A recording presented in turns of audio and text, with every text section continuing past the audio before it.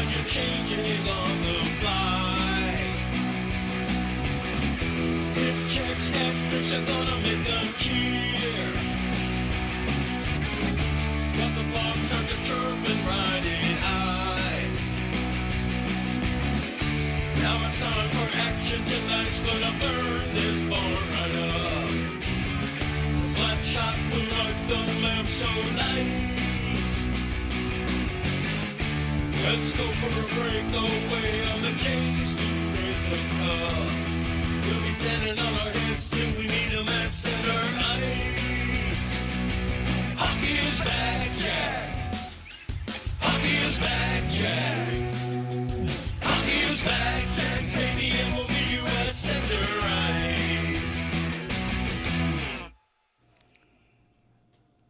Billy, I hate to ask you this way in front of everybody, but I need your help today. There's too much going on, and I cannot also have it be Wild Billy Wednesday. I need your genuine help. I'm here, man. No, we've got Greg limping. We've got Olympian. We've got Roy signing up for a punishment he should not have signed up for that now has to dote on Greg Cody. We've got Chris Cody with the easiest punishment there's been. DLB. Because he's a frat guy. We've got Zaz in from Europe dying to talk about the Panthers. And the Panthers. Hey, everyone. The Panthers got me watching shorthanded goals in Philadelphia and see if they're going to go 82-0 with their two guys down because hockey has infected this market. I don't like the way any of this looks. Yes. Yes, what? Yes, Panther hockey is back. Tonight's the opener. I get to sit and watch the game tonight. I haven't seen a single game. This is the opening game of the season tonight. For me.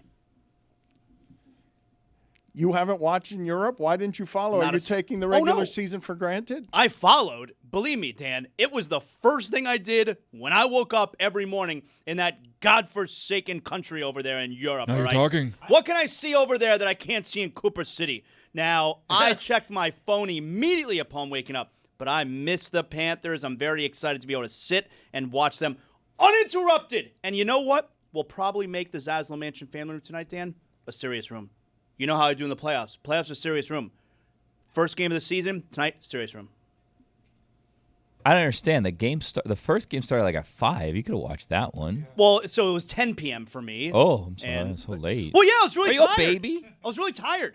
You know, are you a Panthers fan or not a Panthers fan? Do you know how flying works? Yeah. Do you know how flying works? Well, you were flying. You were in a plane. You were sitting. You didn't have to do anything. Yeah, and sometimes there's this thing called jet lag where then I have to wait the entire day to go to sleep. I have to fight. I have to power through that. You wouldn't know, okay, because first you get the money, then you get the power. And that's where I am right now. I got the money, now I'm getting the power. And with the money, you travel.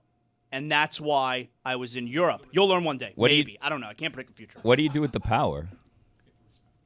You get the respect. You buy it? However you got to do it, Greg. That is the order that it happens. However you got to do it. That's brought to you by Scarface and Zaz, who's not even suffering a punishment. This is just his style now from Europe. I'm wearing a beret from Paris. Yeah, I'm not going to do this. You're wearing a beret? A beret. And so, Billy, I've got Chris has the stinky punishment. Roy has an offensive punishment. Tony's got a lot of opinions on a lot of different things. Which is our punishment. And Jeremy badly wants to get on the show. He's not even working today, but baseball is crazy. He wants to talk baseball, and everyone secured some rights through John Tesh yesterday to music we want to have, and now we can finally have music on the program that is good. Like Jeremy wants to make music for our show inside of the show based on music that we have. Can you guys explain to me what he's trying to do from the other room in the bullpen? Because he's not even supposed to be working today. I mean, he just showed up here, to your point, and said baseball, music, and baseball. And I said, get out. And now he's in the other room, and I don't know what the hell he's going to do. Mike is ready to talk that the Mariners are America's team because the Dodgers are they've got the best players from Japan and the best payroll and all the best hitters and all the best pitchers. And surprised, they're built for the postseason, and they're running everybody down. Mike's a Mariners fan today. Yeah, I've been waiting for this moment all my life here to go up 3-0 in the ALCS. I mean, all the years of torment following this team. But, Dan, you mentioned that the Mariners are America's team. That's a given. going into a World Series potentially against the Dodgers. America gravitates to the underdog in these situations. It's much bigger than that. Let's not be so myopic. They are Asia's team. Even though the biggest Japanese superstar in the history of the game arguably is playing for the Dodgers, this Mariners franchise is Japan's team because of Ichiro. This is super close to Japan, geographically speaking. This is bigger than America. This is about Asia. It's the real World Series now, is what you're saying? That's why they call it the World Series. Zigak. They're only up 2-0 at the moment, but the I know, 3-0's on the horizon. potentially. Yeah. Why is George Kirby's over-under on strikeouts just 4.5? It was 7.5 last time. It's always tricky. He got like 6 strikeouts one time, only throwing 66 pitchers. Guys, I know an ace when I see one, Jack. Well, when you say you know an ace when you see one, the part that the Dodgers have that's unfair is that Glasnow goes for them tonight, and they've got another ace. They've got 3 aces. Nobody gets 3 number ones. They've got 3 number ones, maybe 4, and maybe Ohtani doesn't need to pitch. Ohtani's pitching game 4. I'm just saying that this team is the most overwhelming, expensive roster there's ever been. They've got all the star players and all the ways to beat you. I heard something. Roy, can you help Greg? You're on Greg Watch, and his computer just made a noise. You're already Wait a failing. minute, time out. I don't think that was Greg. No, because I'm looking at my volume right now. It is 0. Yep, not Greg. This I knew is on it. Bells. What about the phone? I Oh, don't know, my but phone. you're on Greg Watch. Hang on. GC, it was definitely your phone. It was my phone. Why does Greg have 3 cups of coffee around him? It seems like a lot. I earned it, Billy. All right, got what I earn. Exactly. I was talking to Greg before the show, Dan, and he gave me a life hack that I feel like he should impart with everyone. That was a great life hack. And I hate to give this away for free, but I'm going to. Okay, Maybe sorry. save it for Going your to. podcast, GC? You know what? I should. No, just say we're here already. I got a million life hacks. I'll give you one right now. Who uses a K-cup here? Who makes coffee with a K-cup? This Admit it. guy. Okay, admit it. We were talking before because I was using the Nespresso machine, putting in a pod, and Greg, I was telling him, like, you don't strike me as an espresso What's wrong guy. with a K-cup? Well, hold on a second. We're getting there. I was just saying, it seems like Greg is a guy that's just like the classic drip coffee, and then he imparted some wisdom on me. Right. I'm a man's man. Men's men drink real coffee. So the life hack. I don't know what that means. The life, and nor You do you wouldn't. Nor do you want to. Yeah, No, exactly he wouldn't. That's right. right, He wouldn't Billy. know. Sissy. The life hack is that you can use a K-cup more than once. Okay, you don't just fill up your cup and then throw away the K-cup. I'm pretty sure they're one serving, You GC. definitely do that. That is No, they're historically cheap. No, you guys not. don't get That it. is new levels of cheapness. That's a white team move right There's there. some barons in this room, it seems, that are wasteful with their coffee. If you use the second, and if you pour it in a glass cup, you see what I mean. Naturally, the first use of the K-cup is the stronger one. But if you don't mind a mild coffee, you get double the pleasure out of a K-cup. I It's can't amazing. believe this. That's Life trash. hack. That's trash, dog. That is bad. Everything dude. okay at home, Greg? You need money or? Right now, the K-cup Look, industry this is is a aghast. the because I Recession revealed this. indicator Guys, right here. The Codys are trashy. Come on. We are. My Come on. dad saved soap scraps. Wild Bill? Yeah, he did. Individually, or would he put it together and make a super soap? Well, you can melt it and shape it, but Yeah. you'd go into my dad's bathroom growing up, and there would be like 10 or 12 little scraps, little shards of soap that had been, ground down into pumice. Lava. We were a big lava family. Is that so? Oh yeah. Your hands are dirty, like they're in mud. Great They're commercial. dirty, and you use lava soap. They always use a construction worker's hands. Yes, as well they should. I hate that part, Greg, of the hotel industry where before you would go, you get the individual bars of soap and you get the little shampoos and conditioners. And Right. honestly, you were a fool if you would leave those behind. Those are just going to get discarded as it is. So you take those home for a rainy day, and then you have the soaps. You can make the super soap out of them. Yes. No longer. Now they have fixed the soaps and the conditioners to the I wall don't like that. as though No, you're I in hate that. prison. I I don't hate like that. that. Me neither. I kind of like that. What? Yeah. Oh. I never I can use Why? as much as I want. I can You just know, I bam, bam, bam, bam, bam, No, bam, but bam. it's hard because they put it where I dispense the soap in my hand, Mm-hmm. and then I gotta it's a maze where I gotta then move my hands around where the water's coming out. Right. You know. Plus, Yeah. that first push down, it shoots out of there. I'm not trying to do gymnastics in the shower. Yeah. And what if the person that had the room before me washed their butt right before they washed their hair and they have butt hand on the There it shampoo? is. Yes. There it is. Thank You you. never think about that. You know about that butt hand? There it is. Never thought about butt hand, Gilly. Okay, there it is. Greg, I didn't want to ask a question. Lava, the soap, is that like, what did that mean? Because lava in Spanish is clean. Yeah, well, that makes sense then. Lava soap had grit in it. No, but lava's It like a had grit. command. Lava's Hummus. like a command in Spanish, like lava. Limpiate. Yeah, Like, yeah, You're lava. dirty. I bet you they didn't even know that. Cuban guy did the soap or not? Wait a minute. They were culturally appropriating the soap back in the 70s. Your dad's soap was lava, which is the Cuban expression for wash yourself. You're disgusting. They had no idea. You can tell by the marketing because there's a volcano on it. But I mean, it's genius. It should be the official soap of Cubanos everywhere. Thank you. Pumice. Yeah. That's what Yes. gives it the grit. Pumice. No, And- Cuban soap's better soap, and we were telling America, hey, clean yourselves. Lávate. Lava, puerco, descarado, sinvergüenza. Vete. Lebits, according to Google AI, the most popular MLB team in Asia is likely the Los Angeles Dodgers. You can't trust AI. No, you really can't. Although they are allowing porn soon. Sweet. Huh. Yeah, Sam Altman came out. Sick. What are we doing with Jeremy, please, Mike? I need some help because the show. I can't answer that question. No. So Jeremy's in the bullpen, and I don't know the music bit he wants to do, but he wants to pollute the show with his music. And Tony, can someone explain to me? He's not supposed to be working today. We just had such a good night of hardball, Dan. Dodgers are on a roll right now. By the way, his ass is grass when my Dodgers meet the Mariners in the World Series, by the way. I'd His like to ass see is you grass, try. buddy.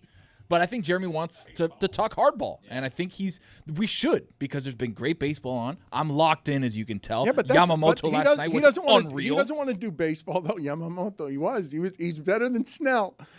First complete game in 8 years. But Billy, I don't know what to do with Jeremy's desire to play music, specifically the Monday Night Football music that Tesh gave us. Well, okay. I think that this is that's sort of what happened. I think what's Taking going liberties with on. that. I think what's going on here is Jeremy came in excited. He wasn't supposed to be here. And then the solution someone came up with was, okay, go sit in the bullpen, and when we need you, we'll call you.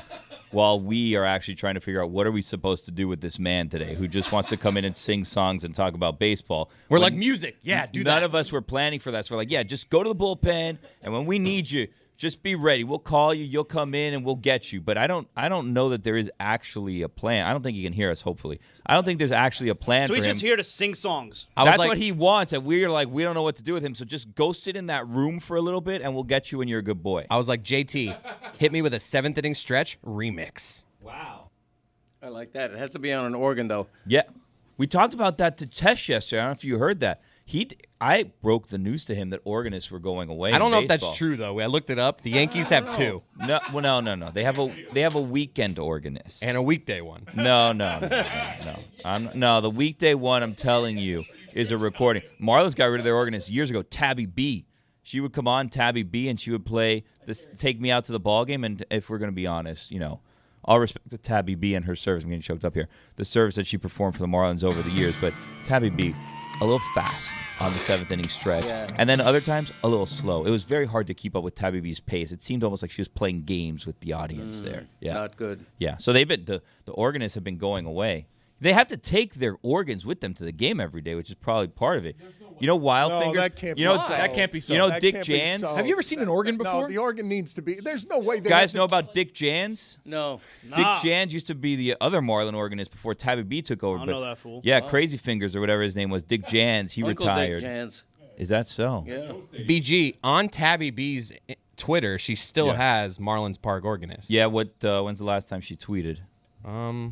Yeah. You know what? We're gonna. Hopefully she's still with us. It was a long time ago. Thoughts and prayers to the B family. Something happened tragically, aside from just no more organing, Is that what you do, organ? Such a shitty joke, Uncle Dick. Uncle Dick Jans. I need an ottoman. Really? Yeah. RB? Sounds like you're up, Roy. To raise my. No, this can't be how we do this. No. I need an ottoman to raise This my can't knee. be Roy That's jumps. what he's here for. No, it's a problem. It can't be Roy jumps up every time. Wait a minute. The punishment is that Roy has to do whatever Greg says? I need an ottoman? He just helps him. Classic bells. We can switch if you'd like. He chose it. He did choose this. He had dozens to But choose you from. get the frat boy and he gets this? I chose it. We have a list of punishments. But your frat boy stinks. It's just you. Relax, DLB.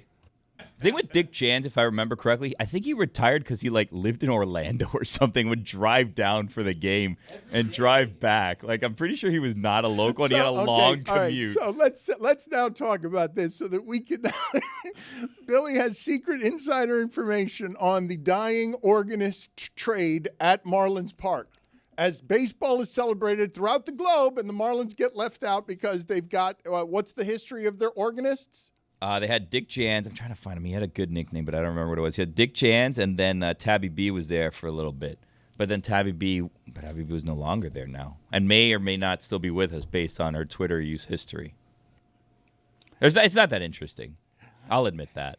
The Panthers have more tradition already than the local baseball team that has won 2 titles. Also 2 titles. Dan, I'm so excited for tonight. I can't wait. I'm going to be on my couch at least a good 30 minutes prior to puck drop, just getting the mind right. You're not a fan. You haven't watched the game this season. When the season opener is here, you got to make sure you have your mind right. And that's why I'm going to be in the proper seat on the couch. I'm going to declare the Zaslow Mansion family room a serious room. I'll probably have a beer in hand. I am so excited for this game tonight. Panther hockey's back, baby. Jay-Z, what's the difference between when it's a serious room and when it's a normal room? The stakes. Obviously when there's a playoff game, it's always a serious room. If we're playing those pieces of garbage called the Tampa Bay Lightning, that's a serious room. Don't even get me started on the Lightning. Oh, my God. What? That's a dirtbag franchise. Wait a minute. Have you had these takes in Europe since that last fight of the season? Have you not had a place to give your opinions on? Wait, you were in Europe when the Panthers started the season in the preseason by getting into a huge fight. Yeah, that game was Lightning. a Saturday night, and obviously, I left for Europe on the Monday, but I wasn't here. It was the weekend. So the start of your 2-time defending champions defending their title with a fight against the Lightning, and then they win 3 straight at home, and now you come home to I missed all this. Yep, missed it. I checked my phone the first thing the next morning. I was very excited. I would announce to my boys while they were still in bed, Panthers won last night, guys. That's how I woke them. You wouldn't want to be woken up with your father telling you the Panthers won last night. What a gift I give them. What time was What a it? gift. What time? For me, locally? When you woke them up and gave them the gift. Oh, like 8 a.m. Maybe 7:30. That's early enough. Your kids waking up. What time do they wake up? Well, we were on vacation. Yeah, what are they doing? Drugs? Why are they sleeping until past 8 o'clock? What's wrong with them? We did a lot of walking. We did a lot of touring these days, all right? This guy doesn't get it. He's never been to Europe. He doesn't understand. He doesn't have the power. I've been to Europe. Nah, He doesn't have barely. the power. Been to Valencia. Barely. Boring city, if we're going to be honest. don't know about 10 days in travel. Valencia. Oh, my God. Billy hates Europe. Falsehood. I mean, I'll be honest. I don't know what I saw there that I can't see in Cooper City. He's not wrong about that. It's I a mean, Suey Award winner. Old stuff here, old stuff there. No air conditioning. No one wears deodorant. Great, wonderful. Oh, look, this hasn't been Cigarettes cleaned. everywhere. Why don't you clean your stuff a little bit, So, Zaz, let me ask you Lava. this. Where in Cooper City is the Arc de Triomphe located? Okay, you're saying words that I don't understand, so I'm trying not to take it as disrespect. Arc? Arc? Arc de what? Arc de Triomphe. You know what? I think you're making that up. If we're being honest, It's an art. Our boutique hotel overlooked the Arc de Triomphe. We were walking distance for the Champs de Soleil. It's a beautiful. I don't think you're pronouncing that correctly. Yeah, whatever it is. I'm not French. Yeah. Although my ancestors were. Is that so? Yeah. French Canadian and French. Isn't proper. that where the Tour de France ends every year? The Arc de Triomphe? I believe it does. GC, did your wife tell you how much that hotel costs? Because she famously tells you it costs a quarter of what it costs. I assume that I always jack it up and the price too. Oh yeah. Based on what she GC. based on what she tells me. She always lowballs it. Because I know she thinks I'm cheap. know about those So wives, if the man. hotel room She is still talks to you in 90s prices. right. I know. She thinks you're cheap. You used K-cups No, twice. guys, Of course she does. That's because Guys. that's a scam and everybody knows it. Thank you, Greg. Thank you, Guys, Billy. I've been saying that Greg Cody is one of the cheapest people in the history of the world forever. Yes, his parents had no reason to save soap scraps. Well, my dad grew up in the Depression, That's true. which may or may not be true. I got to do the math on that. I had to lie to my wife yesterday about the price of something when we were coming back from Europe. We were going to take the subway to the airport because it's really expensive, to take the Uber. and I checked the price of the Uber, and it was like $40. Like, oh, this is awesome. Forget about taking the Metro. We could take the Uber. It's totally fine, all right? And then when the Uber was coming, I saw that it was really $120, so it was 3 times the price. And she was like, hey, so we made a good deal. Where I'm like, yeah, we got a good deal. The problem was I put in the wrong airport the first time. And then when I put in I was too embarrassed, Dan, to tell her that I made the mistake, which has now cost us triple the amount of money, and it was too late to change that up. So like, hey, we got the good price. Yeah, we got a good price. What do you know about Charles de Gaulle, buddy? I mean, I know the airport's named after him, but I don't know that fool. He's a beloved figure in France. I mean, I don't beloved him. Former prime minister. Big ears. He Anything had to Cody me. ears. He had the Cody ears de Gaulle did. Big ears. That's the only thing I remember about him because he died when I was a kid. I can't believe the K-Cup thing, man, honestly. That is wild. You This don't is a consider that to be famous this is a famously cheap family. Greg, please tell us a story from another time about how the Codys grew up being cheap. Well, I don't consider myself cheap. But what Christopher said is true, that if my wife tells me the hotel room costs $400, I assume it costs $600. That kind of thing. And my dad, cheap. When you say, Well, why can't she tell you the real price? Like, are you gonna get mad? I would be like, what? Why are we spending that much on a hotel? We stayed at the new Pier 66 the other week. It was more expensive than the thing right up the road. That's the Ritz-Carlton. Yeah. So it's you got to be careful when you rent a room. I tell you. And you got to remember, Wild Bill grew up in the Depression. He did. So, like, if Wild Bill heard these prices, like that's a mortgage for a year. Right. Back then, you weren't cheap if you saved soap scraps. That's what everyone did. But the K-Cup thing. The K-Cup thing is brilliant. Yes. Also trashy. Why? Drinking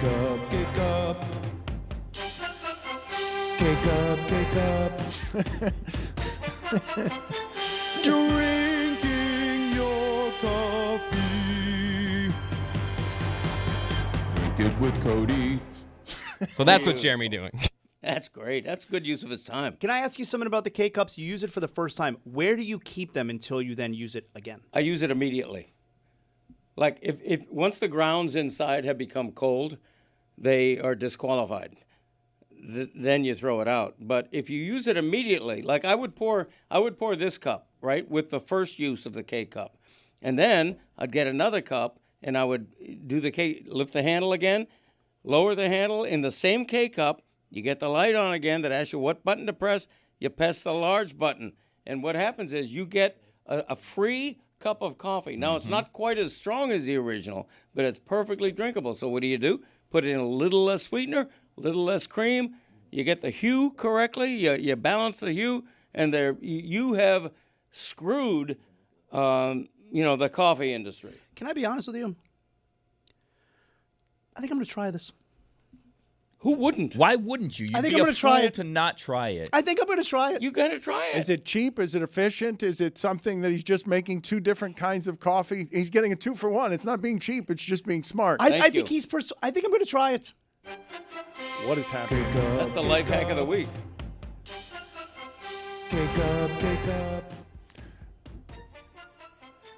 Drinking your coffee.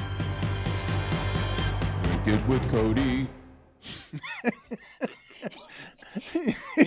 Great jingle. I think Roy, you should bring him some more cups of coffee because I'm just saying he's only got 3 of them there, and we want Cody's doing such good work on behalf of coffee and how you should drink more of it. That we should get him some more coffee. Why do you have 3 cups of coffee already in front of you? No, these are waters to soothe my throat. And yet you still sound raspy.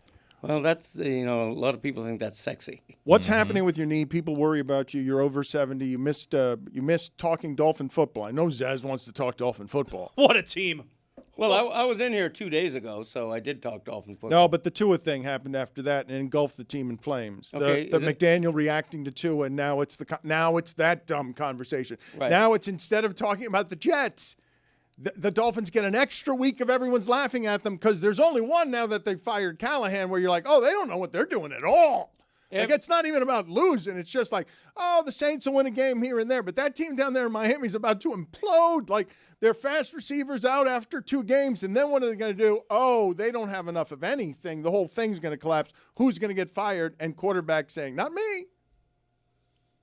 I mean, I think among the most embarrassing things going on with the Dolphins now, it's not just that Tom Brady's out of the league and now the Dolphins missed that opportunity and the Bills are doing what the Patriots did.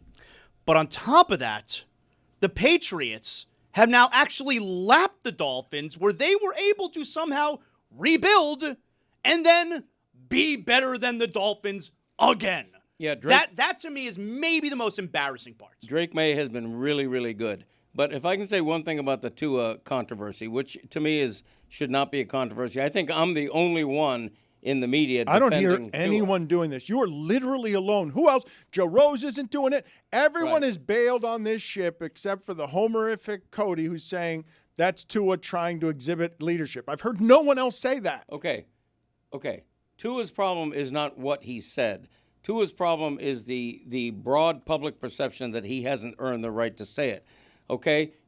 If Dan Marino says the exact same words, everybody's going, wow, that took balls to say that. He's right.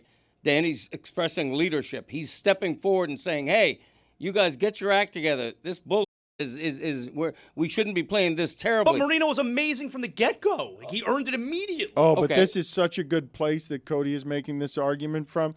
Everybody knows the ship be sinking. Like, it's all done. Rarely do you get one of these calamities, sports calamities, that everyone in the country's looking down there and saying, that might be worse than the Jets, and look, the Patriots are better and the Bills are better. We love this sport. Patriots ruled it. Are the Patriots going to rule it again? Look what's happening with the Jets and the Dolphins. They fought over Fitzpatrick. Bills tried him too. This has been funny for 20 years. Now it collapses in Miami in a way that's louder than the Jets, who don't know how to coach. Like, the Jets don't know how to coach what's happening there. They are coaching calamities there. That's an amateur football team. It's not because the talent's amateur. It's like everything happening there is the most amateur thing in the league. Penalties, stupidities, and that's the worst team in the league by miles. Like, we've seen no greater incompetence this season than the Jets' passing game in the last game. Took the stink to 2 countries. But laughing is in Miami. It's Jets are done, everyone's finished. But the laughing's in Miami because the quarterback and the coach are fighting, and it's loud as hell. And there's only one columnist in America who's saying, I don't see it on national television either. No, Tua's trying to lead here, but the company, the region, doesn't believe he's actually Marino.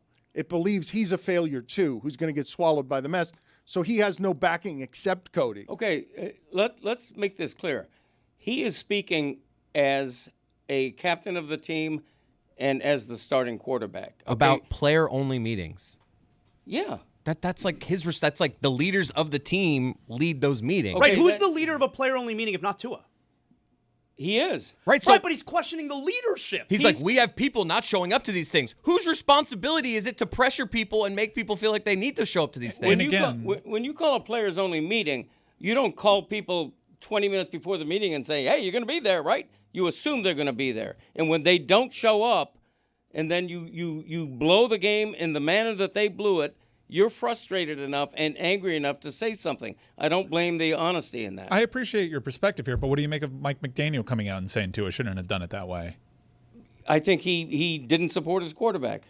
I think what he said about Tua was worse than what Tua said about his unnamed teammate. The ship be sinking, guys. Like, this is how it. Man, they don't want to be laughed at by everybody. I think, isn't Chris supposed to be the frat guy? Why are you doing that? Twice you did that, Be DLB. sinking? Is that an apostrophe no, after sinking? it's just it's what it's famous for. I'm sorry, I wasn't. Wasn't that in the Toronto Blue Jays clubhouse one time? No, this is. I mean, don't get me wrong. You sounded super duper cool when you said it. Pop your collar next time. I deserve that, but the story I'm remembering, and it's an ancient one, that the tabloids, when they were feeding in New York, back when the tabloids in sports meant something, okay, and basketball meant something that it doesn't even mean today, I wouldn't say, with today's Knicks, okay. everybody was laughing in New York at the basketball team, and I'm forgetting the name of the player. It's a famous quote. The ship be sinking comes from a famous New York player. Michael Ray Richardson. So forgive me for forgetting the name. But the moment that he said that, he gave fodder to the media to make the city explode, and now everyone laughs at this team because in his own voice, that guy just said, we all know that it's all going down. Everyone's going to get fired. We're all going to lose our jobs. I've never seen it happen like this in Miami. Tell me when. Tell me when you've seen that it's coming out to clean house. Like just sweep everyone out of here. The owner's old. He's a billionaire. He's a very successful man in every other way. This team continues to embarrass him because it's an international failure. And now everyone wants everyone out of town. It's never happened in this market before. I feel like it's happened to the Dolphins like 4 times this century. With Flores. I'm pretty sure, without any hyperbole, I say this, we are witnessing an all-time worst Miami Dolphins season. Not the worst, but one of the all-time worst Miami Dolphins seasons. This right? one sticks out because this pain is so drawn out. We went into the season kind of feeling like this. You were at a tipping point already, Yeah. where all the other ones, like the season kind of fell apart later in the year, and then it was understood that guys would go, and sometimes you had interim head coaches. Just Mike McDaniel's there just twisting in the wind. There doesn't appear to be a everybody path. knows what the end of the rainbow looks like, or I shouldn't say rainbow. There doesn't appear to be a path for anybody. Mike McDaniel, Greer, Tua. There doesn't. So what are we doing here? Just kill it. Get a better draft pick. I think the funny thing about this team is that it could be like vastly different had just 1 or 2 plays gone different ways in different games while also not being different at all. Like, had HN not stepped out of bounds in the Patriots game, they would have won the Patriots But this is the game. stuff that happens to bad teams. No, but what I'm saying is, had they won that Patriots game, that's another win instead of a loss. Had they held on and won that Panthers game and not given up a second game-winning drive to Bryce Young, they would have won and not lost. But continually doing stupid things is what bad teams do. No, but what I'm telling you is, that same thing could have happened with the Chargers, where they make a tackle, they win that game, and you could be looking at a team that has a winning record. It's so funny. That is not good. Yeah, and then you don't make the changes that are necessary. So while the team is what the team is, these bad mistakes could end up helping them long term because it can give them such a bad record that they ultimately do what they've needed to do, which is completely clean house. They need to get rid of Greer. They need to get rid of McDaniel. They need to likely figure out a way to move on from Tua. But if they have a winning record, they're not going to do that, and they're going to be stuck in the same position, and it's just dumb plays and mistakes that have put them in the position to finally make the decisions that they've needed to make. You brought up interesting points, but does this team feel close to you? Like that You may could be talk so. yourself. You could talk yourself into it if the team's 4-2. But I think that's exactly what you're doing, talking yourself into it, because they don't appear that close. They have 6 one-possession games. Oh, Billy's right. I mean, come on. The whole league is This upside team looks down. like trash. This is like, from a neutral observer, that's a garbage team and always has been this season. No, and you guys got blinded by some weird shit. I'm not exactly sure. This has always been a bad team. Yeah, but Greg never made sense with his projections. Like it was a bad team. It was one of the jokes in the league. But Stephen Ross has never made the decision, is never going to make the decision with this group of people if they continue having a winning record or being a game away from the playoffs. They're like, we'll add here, we'll add there. They didn't add anything last. I mean, they added Waller, which Dan ended up being right about Waller, which is like crazy. But they wouldn't have made like large scale changes if they had a 7-10 record. This is what we needed. Is what you're you arguing. either want to be really good or really bad. They're having that conversation in Cleveland. And do you think Cleveland's close to being a good team? Well, I don't. Which one of you was saying that Cleveland is a must-win game for the Dolphins? It is. Yeah, they got to win that one. I think that if they lose at Cleveland, I think McDaniel might be fired after that game. Why wouldn't, to Billy's point, why don't you just lean in at this point to McDaniel, make this a bad season? Well, no, it's not like it gets better when there's an interim coach. Sometimes you bring in an interim coach, all of a sudden they Sometimes you get a He's brief Dan bounce. Campbell. Sometimes it's Dan Campbell. If I'm Ross, I leave it. And I'm like, you know what? I'm out on these guys. No, but I the let reason it. I let you it got to stay. make the change if you're Ross, you have to show the fan base, I'm angry also. I'm willing to make big changes. Well, he did that look behind you on the sidelines. He put his hands on his head, and that was like, whoa, that was a statement by Stephen Ross. That's as mad as we've seen him. Who's the Dolphins' Jeff Saturday that they could be like, hey, you want to come in and just kind of stand on the sideline for half a season? Marino's never going to do that. Marines. We know Marino's not Jason going to do Taylor's that. at the University of Yeah, Miami. he's tied up at the What's moment. Zach Thomas doing? That's a good question, ZT. Chris. Sam Madison did some coaching. Sam Madison. ZT, that's your trick, Chris. I just said Cody. Marine. That was That's a bad one. On Marino, you made him Marine, and that was you and Which your is just as long character. as Marino. We just changed the last letter. Dan the man. That's a good one, Roy. It's a cursed franchise. Here's an example. When they went 1-15, that was not a panacea. Okay, they drafted Jake Long, I believe it was, instead of Matt Ryan.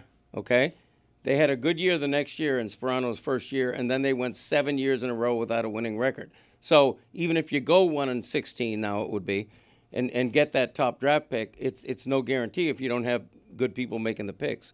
Look. Everybody's going to be fired here, okay? McDaniel's going to be fired.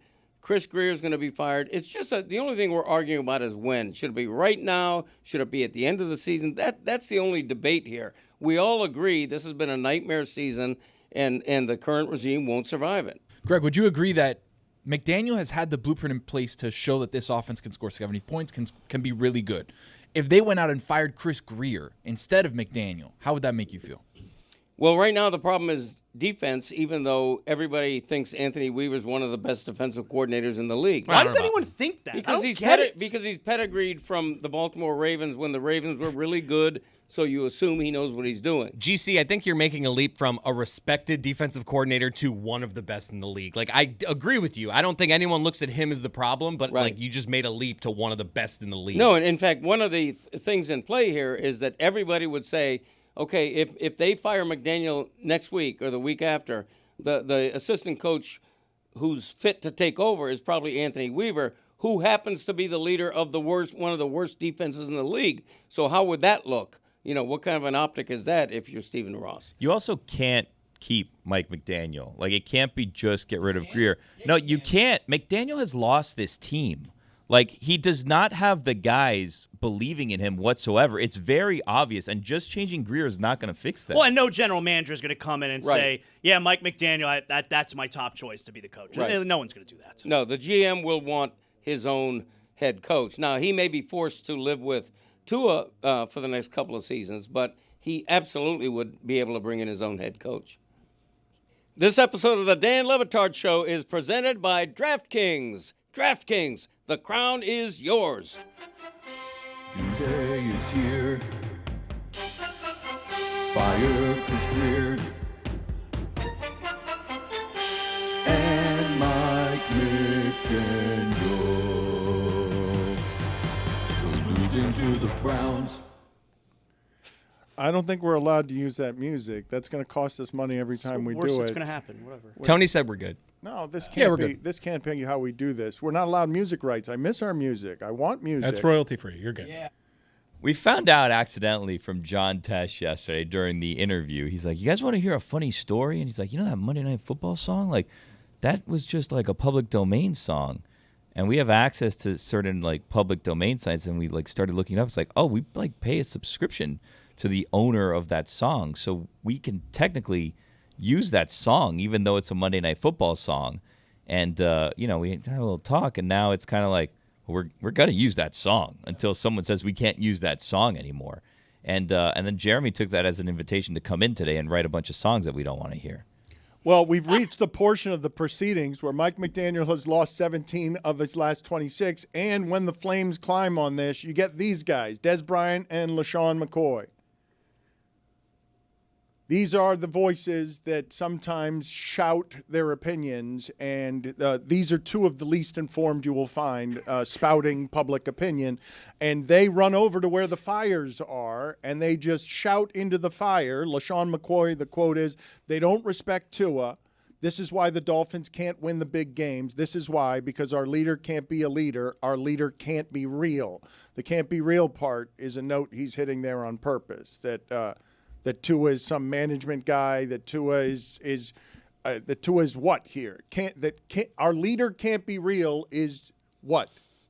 So he's saying, yeah, I guess he's saying that he's not like part of the team, right? He's not like one of the other players. Well, That's he's not management real. calling out. He's management snitching on the players for being late and not being professional, saying their fault. It's the leadership problem is everyone but me. Well, based on what Tua said, I think he could sooner be accused of being too real for calling out his teammates.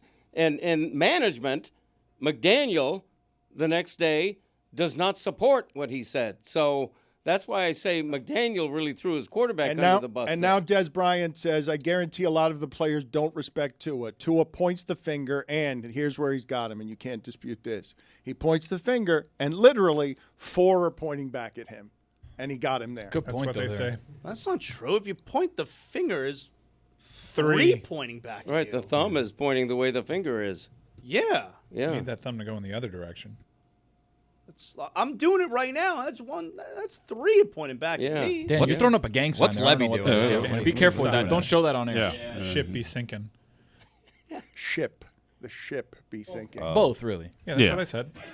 You know, Keurig's an American company. Thank God. I've been looking it up. I thought, like, the way that they had it, and they had, like, the umlaut on the side, I thought it was, like, Dutch or something. Yeah, No. German, maybe. It's yeah. American. They're faking this. And the inventor of the K-Cup, John Sylvan. I don't know that fool. Yeah, get ready to hear what he said. John Sylvan, a man who's amassed a fortune from K-Cups and all that What did he jazz. say?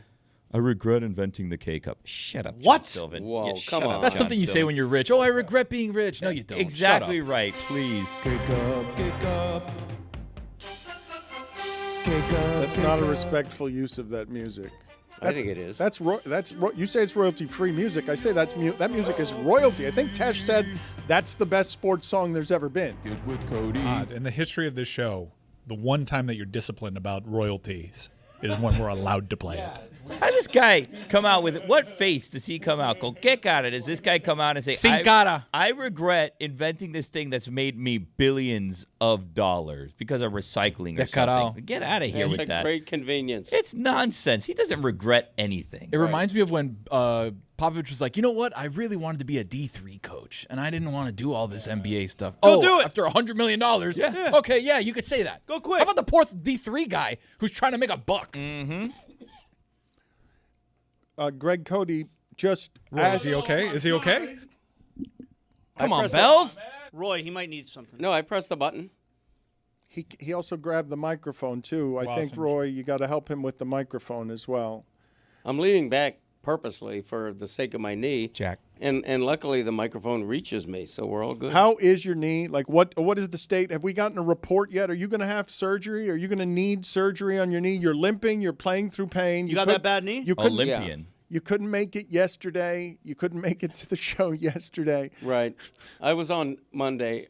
I'm on twice a week, Dan. That can't be good. We're just looking at it on the screen. Is that your actual MRI? There's no way, right? It looks like a Picasso painting. What the hell is that? I don't know what that is. Looks like that knee's happy to see me. Yeah. Trick knee. I'll find out Friday morning whether I'm having surgery. There's like mold growing on the middle of your knee there. What is that? Ain't me, So babe. I don't know if Tony TC can read a X-ray. Buddy, I've had more X-rays and more MRIs than you can even imagine, pal. The The MRI is magic. The one on the left looks like it's literally screaming in agony. Yeah, it is. Who's TC? Tony Collati. Me, yeah. I know what he's talking about, Dan. Don't worry about it. We're doing a different show over here, We Dan. have one theory is because Greg doesn't know how this happened. He has no idea how he injured his knee to the point of potentially needing surgery. I know how it happened. Old.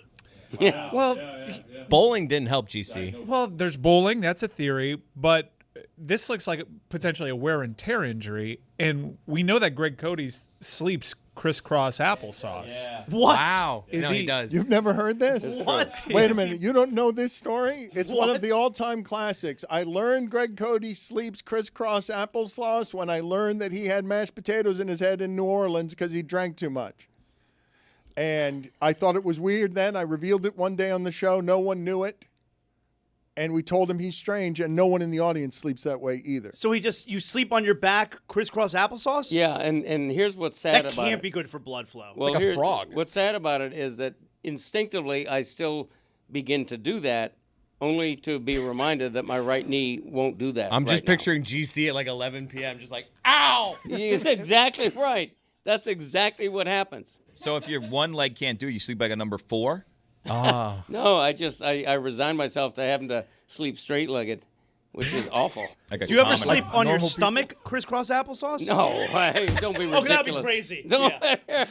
But the other one's also crazy, right? I think That's such a funny visual. Others do it. But so's the one we have though. The but ama- less funny than face down. but the real one is also funny Yes. because a really dumb vampire would sleep like this, where the joints and the bones are so rickety that they would decide to form over 40 years. No one sleeps like this. Danny, there's another layer to it. He folds his fingers on his belly. I do. I lace So my fingers. picture crisscross applesauce. It's and then fingers Usually on my crossed. upper chest like he this. looks. I'm not gonna. I'll say it. He looks dead. Can I try what face down crisscross applesauce would look would like? love You have to have Dare that. incredibly Try it. You do that, loose hip JC. flexors, Well, by the didn't way. somebody say that Roy had to bring him an ottoman? Didn't someone request? No, he has I a. love It's this. elevated. Yeah. Okay, but so Zaz is gonna do the. Can we right. get a shot of this? All right, we do have a shot. All Weren't right, there so warriors in the it's- 16th century called Ottomans? This. all right, That's hold Ottoman on, hold Empire. on. Yeah, No, whole you're not in the right All place, right, we Zaz. can't Look, see. we don't Look need at to that. see A any whole of that. empire putting your feet up. cakes right there. Zaslow, we don't That's need to see crazy. This is inappropriate. JC with that This dunk. is inappropriate. We Good can't That do is this. correct. Fell from the Crazy. top of a building Listen, and contorted look. himself. Furniture store called the Ottoman Empire would sell, man. Those are Yes. proper ankle socks. Now do it normal. Do it on your back, Jack. Jack. That's Thank you. Thank you. Thank you. All right, let's see. All right, now that Closer to the LED, there Zaz. it We is. need to back you up a little bit. Nope, you're going the wrong way, Zaz. The other Wrong way. There Back you go. Up, up, Zaz, buddy, up. please, we don't need to see This more of this. is- Zaz, we need to go more up. Zaz, That's the epitome I of need you to be, comfort Zaz, right there. I need you to be careful here. Zaz, listen Lock to me. those fingers. Zaz, all right, this is what I need you to do, Zaz, and I'm in a panic situation, okay? We're a big, serious television show. We're on Peacock. You're dangerous right now to giving us Peak October. I want to celebrate baseball and Peak October, and you need to be careful with the way you flop around back there, but I want you to do it. You just need to get closer to the LED, and I need to see you sleeping like Greg Cody slept in New Orleans when he had mashed potatoes in his hair. And he, why? right, lace your fingers. Good hips on Zaz, by the way. Doing the crisscross applesauce to the front is hard. Are you guys claiming that this is the reason that the knees are shot because he sleeps this way and good theory. finally his knees have given out? No, Dan. So I've actually read the MRI and I'm looking at it right now. I can see the small tear in the ACL right here. Actually, look. So right here, this is the ACL right here. There's actually a little tear right. You got to hold the mic near you so we can hear what Okay, you're yeah. saying. As you can see right here, it's Amateur. might go down a little bit. So right here, this is where the ACL is. Right here, right here. If you see that little shadow right there, Yeah. that's actually the tear in the ACL. What really concerns me is what's going on here, right? Screaming in agony. Is that the I don't mold like the that you discoloring. Yeah, described what I once described before? as mold. That's got to be like really bad arthritis where your knee is. So, Why does Greg, it you look got to like, be worried about that. Why does it look like Tobey Maguire saving the Metro rail? Getting ripped in Spider-Man half? 2? Yeah. I do have arthritis as well, but most people my age do. Yeah. We're having trouble getting Zaz in exactly the right position that I need him in Yeah. so that he is sleeping. I don't believe, Chris, if you had to guess, because there aren't many things around here that shock everybody. Do you guys believe that if I throw it out to the audience, that we will find a great many people who sleep this way, a couple of people who sleep this way? He's the only person. Or nobody ever who has ever slept this way? None of us have ever encountered this in our lives. Danny, I think we're getting 97%. I think you'll get 3% of people. There's just some people out there that Liars. mess with polls. Yeah, Well, they'll rabble support me. I rousers. got my supporters. I got 3% support. But have you ever met someone else you've heard to sleep this way? no, but when do you have that conversation? Well, that's why we're having it. Hey, Jack, nice to meet you, by the way. What's your sleeping pattern? What do you straight-legged like most people? You cross them? What are you doing? So- No, I don't have that conversation. AI says that this is not typically used for sleeping. Sleeping in this position can cause spinal misalignment and pressure on nerves, potentially leading to pain or numbness. The nerve of that. He's right. Don't look at an Olympian like that. It's nothing I can do for that, Dan, by the way. Okay, Roy, he's going to need your help because the frat boy's not helping us today. Mike's a Mariners fan. Bro. Jeremy's in the other room making chaos and music. And Jeremy also wants to talk baseball. It is unfair what the Dodgers have. It's funny how unfair it is. They could beat you more ways than anyone. They're built specifically for October. I've never said that about a baseball team. Their roster is just perfectly built for October because they've got a bunch of aces who could pitch. Like the starting pitching they're getting is like no one in the sport. They got a complete game last night when there hasn't been one of those in the playoffs in 8 years. Mariners have a good staff, though. Like, they can go pitcher for pitcher. You know about that B-Woo? I don't know about B-Woo. You know about B-Woo? Pitcher for pitcher strong. Yeah, B-Woo is very handsome. Have you seen B-Woo? Let's go to Jeremy and talk baseball for a second. Talk Mariners, talk Brewers, talk Dodgers. It is funny to think that the Brewers hit a home run on the first pitch and then can't do anything the entire rest of the game. Springer did this in the Toronto game the other day, hit a home run on the first pitch, and then they lose 10-3 because Seattle is America's team. And Billy, is anyone here to declare that it's going to be anything other than Dodgers, Mariners, and everyone's rooting for the Mariners because it's global, because it's Japan against America? It's Ichiro might pitch or he might not because Seattle's got to be the enormous underdog. Who's America and Japan versus America? Because you said that Seattle was Japan's It's team. Japan versus Japan. Yeah. But also America is on Seattle's side. Can I just tell you? Right. That's for sure. Ridiculous way to sleep. Ridiculous. No, it's so comfortable.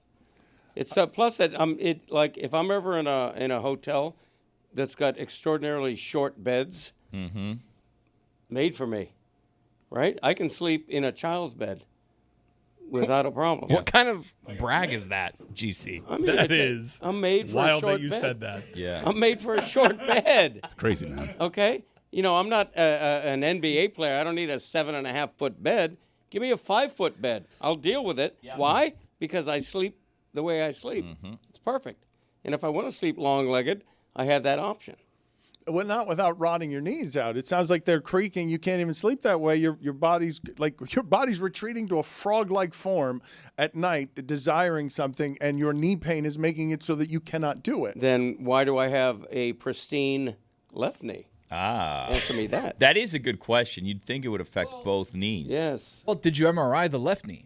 No, because I have no pain. No pain. Yeah, but I you have don't the know if left you got knee of an something in there. Olympian. That's Tony, true. I need to call you out on something. Billy made a face. Neither of us understood it. You proclaimed yourself the king of the MRIs. And Yeah, that's right.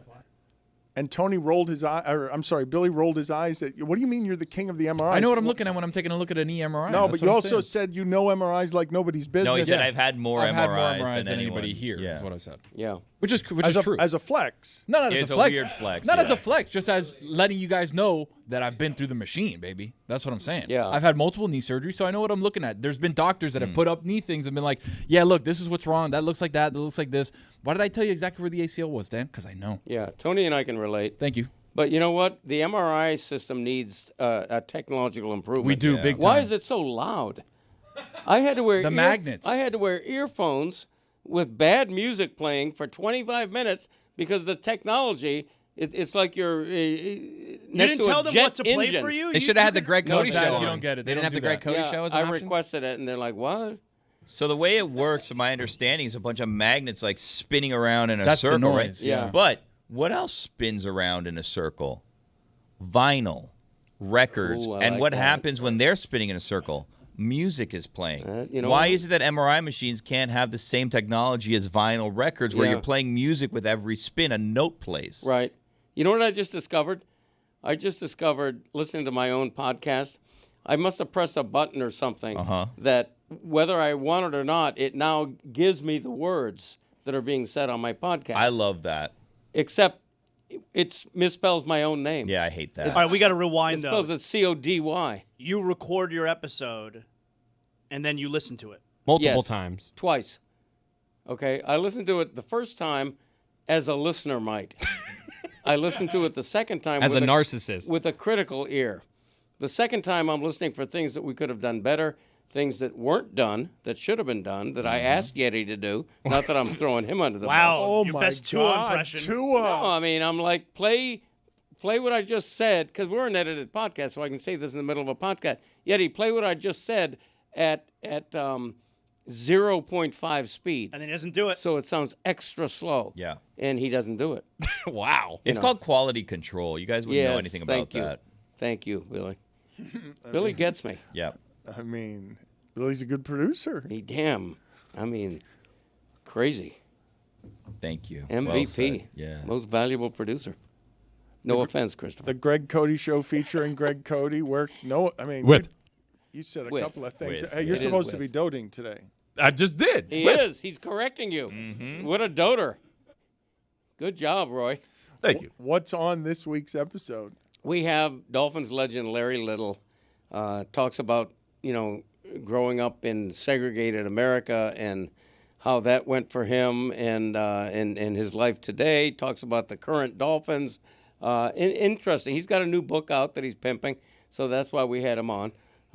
When we did, I should say. I would have Larry on all the time. We've had him on the podcast once before, and because of his current appearance, he is moving up the chart on our top 100 guests of all time.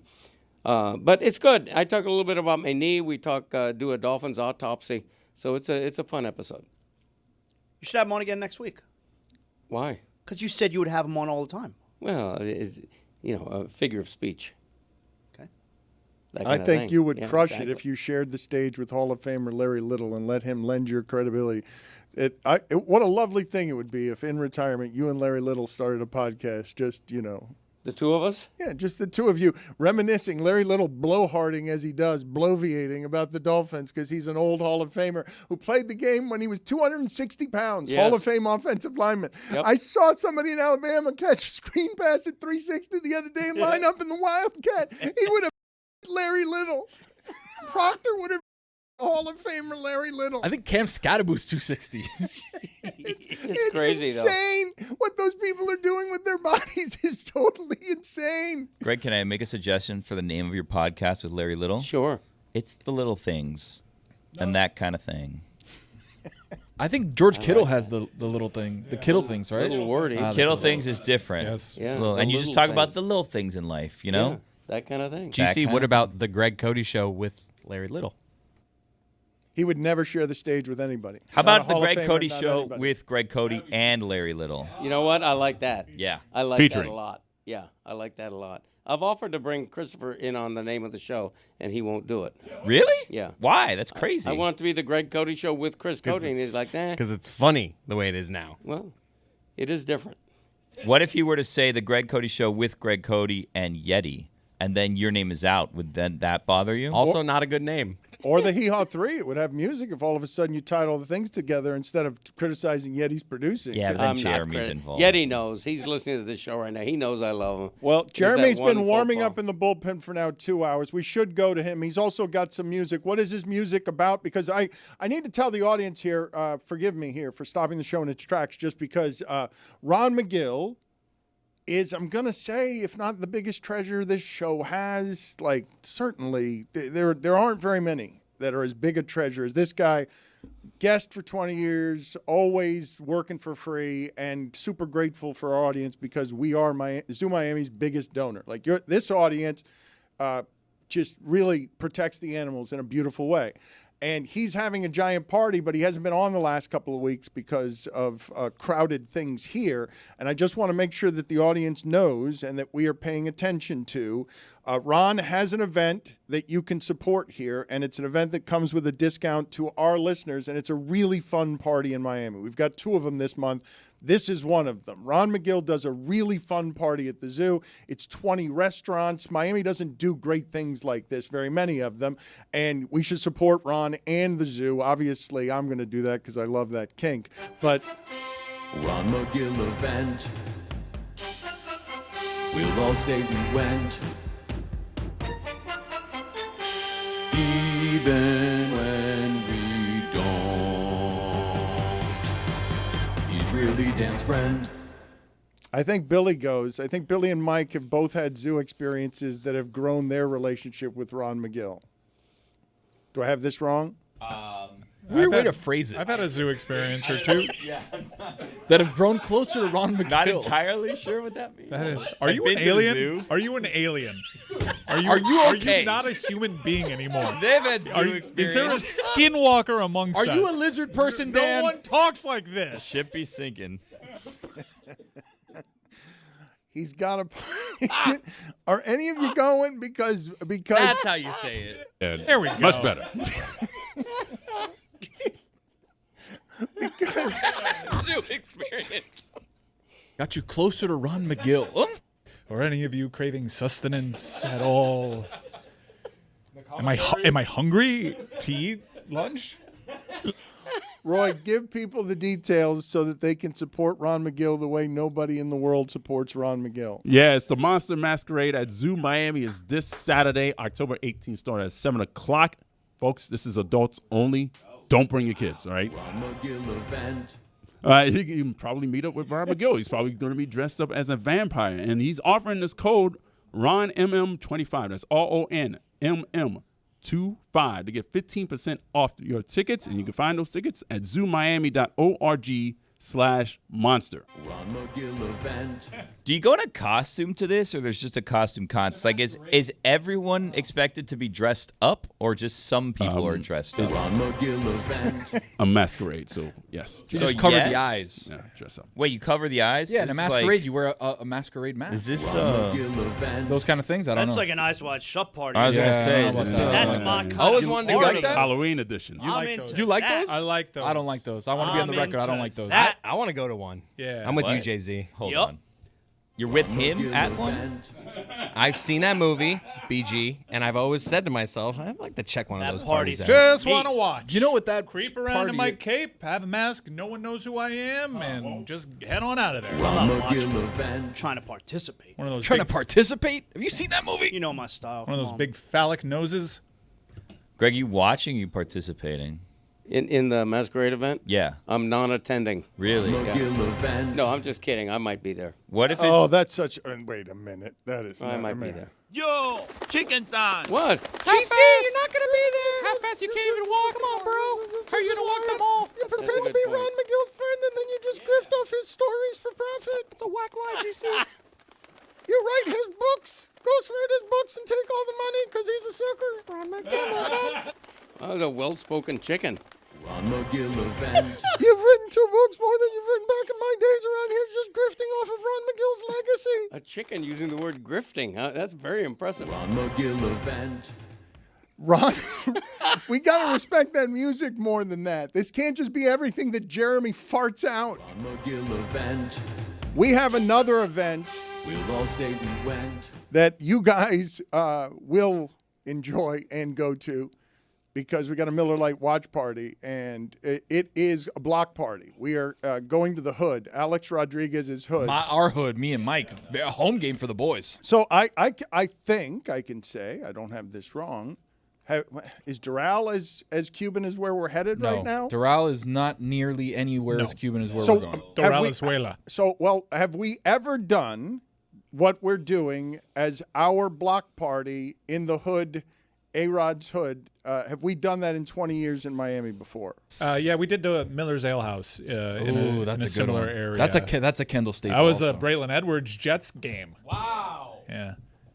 What year would have that been? Are you a human being? What happened? Where is Dan? That's a sentence. Where is Dan? Zaz, take a look at What happened Pull to off his Dan? mask. It What might be like a. year would have that been? Braylon Edwards is What year just, was that? it's one hell of a callback to say that the last time we were in Cuban Miami would have been 2009, the last time the Jets had a wide receiver that anybody cared about. Oh, wait. I think is when that trade happened. 0809. Didn't Ted Ginn catch a deep pass in that game? So forgive me. Yes. The place that we are, though, right now with the Jets and the Dolphins is everyone in the sport laughs at the bottom of the AFC East, which is being fought for by, if you're looking at the history of this league as a historian, Greg Cody. The Patriots have dominated the sport for 20 years. While the Dolphins weren't making a playoff game, the Patriots were 7-3 in Super Bowls. Like, just asinine when you think about it. Asinine. Whatever the Chiefs hope to be, may it be as great as whatever that. It's not even half as great yet, even though it's done in a more condensed time. What that Patriots team did for 10 years is a total insanity. During that time, The Miami Dolphins, the Jets, and the Bills fought for the bottom of the division. The Bills went 17 years without winning a playoff game, and now the Dolphins are the laughingstock. And instead of laughing at the Jets today, the country is still laughing at the Dolphins and talking about the apocalypse around them, while Des Bryant and LaShawn McCoy don't talk about the Jets. And speaking of the Dolphins, they're going to be playing the Ravens October 30th, and you can watch that at Flanagan's in Kendall. That's where the watch party. Come have a Flanagan's experience. Yeah, October 30th. I'm not. You're going to call me a homer for this. I'm not being a homer to say that the only winless team in the league, the team that Miami beat, is the laughingstock more than the Dolphins. The only reason I say it is because now you've added the gas of, we know the Jets don't have a quarterback. But do we also know that the Dolphins don't have one? Because it's like you're the only reason the Dolphins would be the story today instead of the Jets is because, dear God, they can't even get that the quarterback and coach can't fight in public about anything? Like that's incompetent. That the quarterback says the thing after the game while everything's going down that makes it look like he's pointing all the fingers that way, and then the coach has to do the next day. No, don't point him at me, man. Come on. He misrepresented because they've all lost everything because this is what the lack of leadership looks like when you fall to 1-5. Like, my guess is it's not what it would look like if Tomlin were 1-5 right now. Maybe I've got that wrong. I mean, I think, sorry, Greg, I think part of it is, look, the Jets have a first-year head coach, so even though they're embarrassing, it's expected that they're going to be crappy. The Dolphins, it's the same coach they've had. It's the same quarterback they've had. For the most part, it's the same, Tyreek Hill, it's the same wide receiver they've had. And, oh, my God, they have completely fallen on their face from what they were. So I guess it's more interesting then. I'm just saying that Tua, this past Sunday, had the game-winning drive with less than a minute left. He was 8 for 8 in that drive. And then the special teams and the defense sabotaged the whole thing. Why don't they kick it out of the back of the end zone? Why don't they do that? They got the ball at the 41-yard line. Like, why aren't we kicking out of the back of the end zone there? It's special teams defense just completely the Chargers exploded. did it after they scored. Chargers did it. Guys, can I just take the larger – I know everyone's tired of the Dolphins, but just the larger conversation on what Billy's saying, which is, if I have Vrabel – do all of a sudden the Dolphins somehow have a 4-2 victory because at the end of the game, Vrabel knows how to clock manage Bill Belichick and then all the other disciplines that fall after that? If the difference between winning and losing is nothing, it's microscopic, it's air, even if you have a terrible defense, is one organization knows what it's doing and the other one does not know what it's doing, no matter who the players are. If I say to you, the Dolphins were well run enough to be, by some miracle today, 4-2 because whatever, they won the game at Carolina that they were leading in double digits, and they won the Patriots game because somebody fumbled, and they win the Chargers game. If the conversation were different around all of this with the winning, none of this feels like this. It's crazy to think about it from that perspective, that this team is epically bad and is going to prove it, and all of them are going to sink in the shit of it, but it may not actually be quite that bad because they could be 4-2 if they were just run this much better, that didn't lose all the games at the end, that makes it so they make the tackle on Herbert somehow, somebody. They know that Ladd McConkey in the open field is a nightmare. You can't let him go 40 yards with one guy on him unless you have no defense and can never stop anyone because everyone's going to rush for 200 yards against you. Like, the idea that with this much coaching, you guys are telling me they could be 4-2. That's that league, though, right? Like, that's that league. It's not like when the good team plays the bad team in college and the good team wins by 28 points. The good team plays the bad team in the NFL. It's a one-score game a lot of times. Like, that's that league, right? Yeah. Well, no, and I mean, the Bills game was also a one-score game until the end also. Like, they played them close, and the Bills have been viewed as an elite team, even though it's been pointed out by Juju, they haven't beat anybody, right? So, like, even if they were 4-2, they would be a bad 4-2. We'd just be convincing ourselves that they were not that bad. But they wouldn't be 4-2. That's the whole point. They would never be 4-2 because they're a bad team.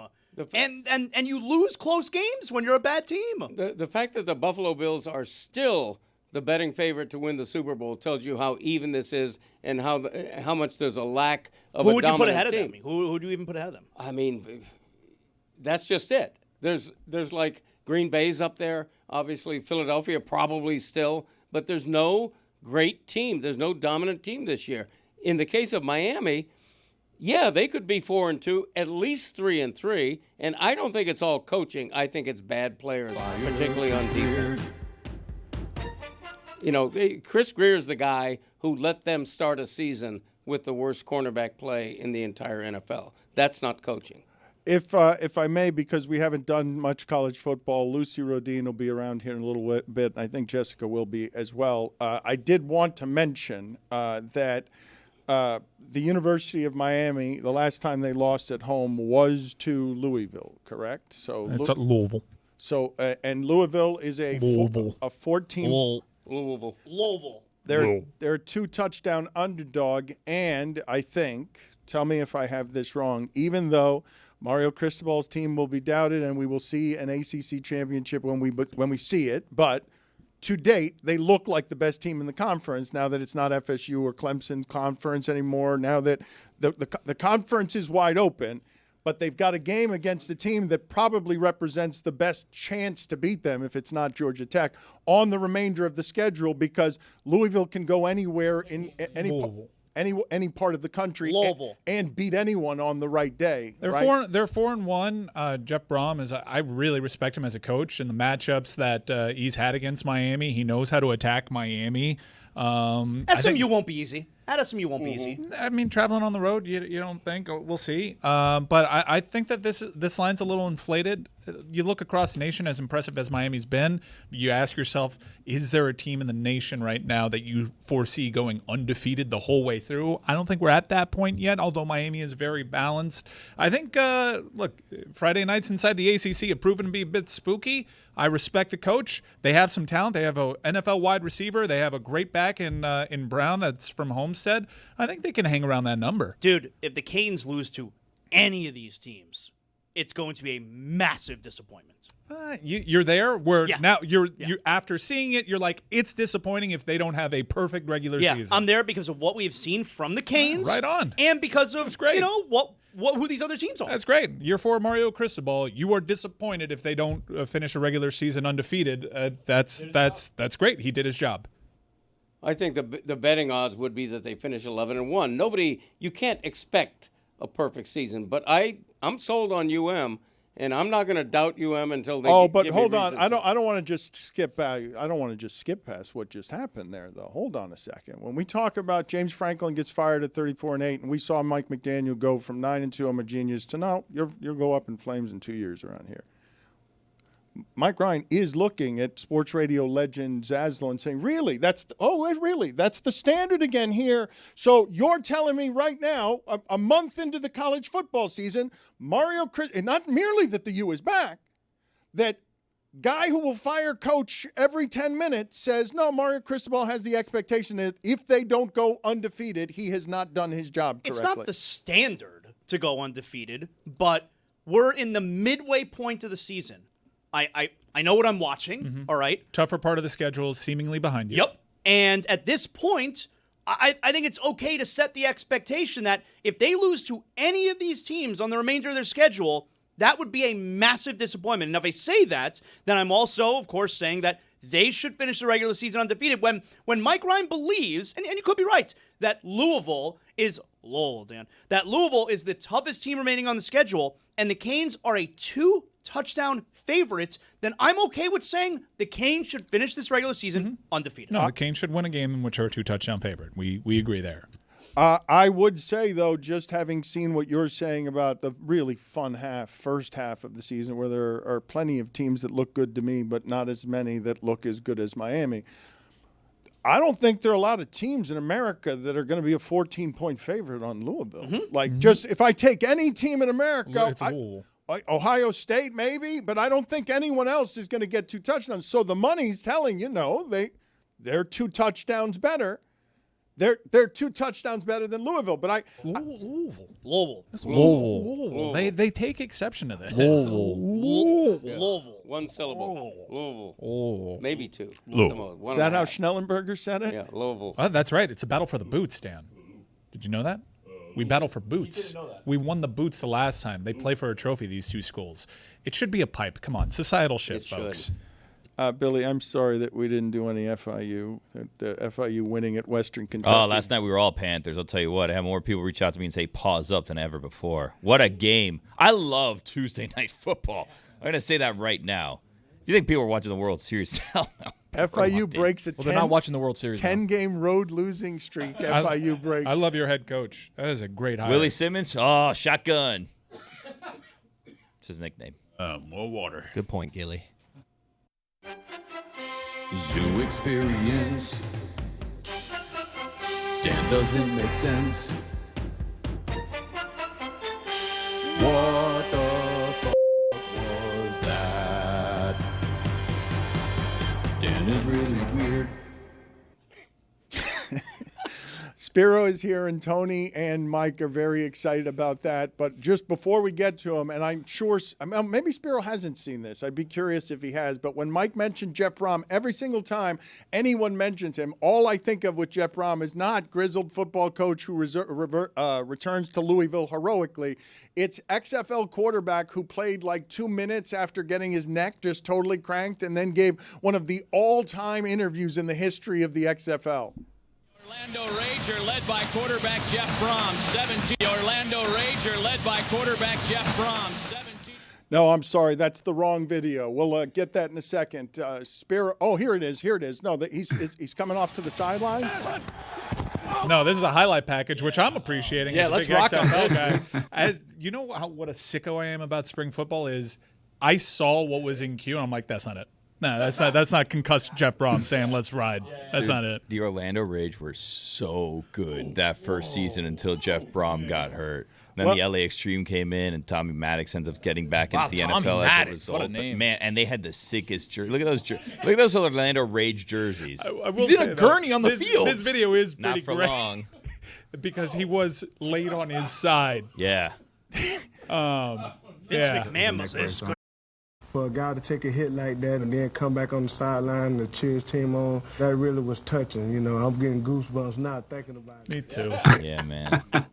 He was on. There he this is. is Hold it. on. This is it. Taking that hit just 6 days ago.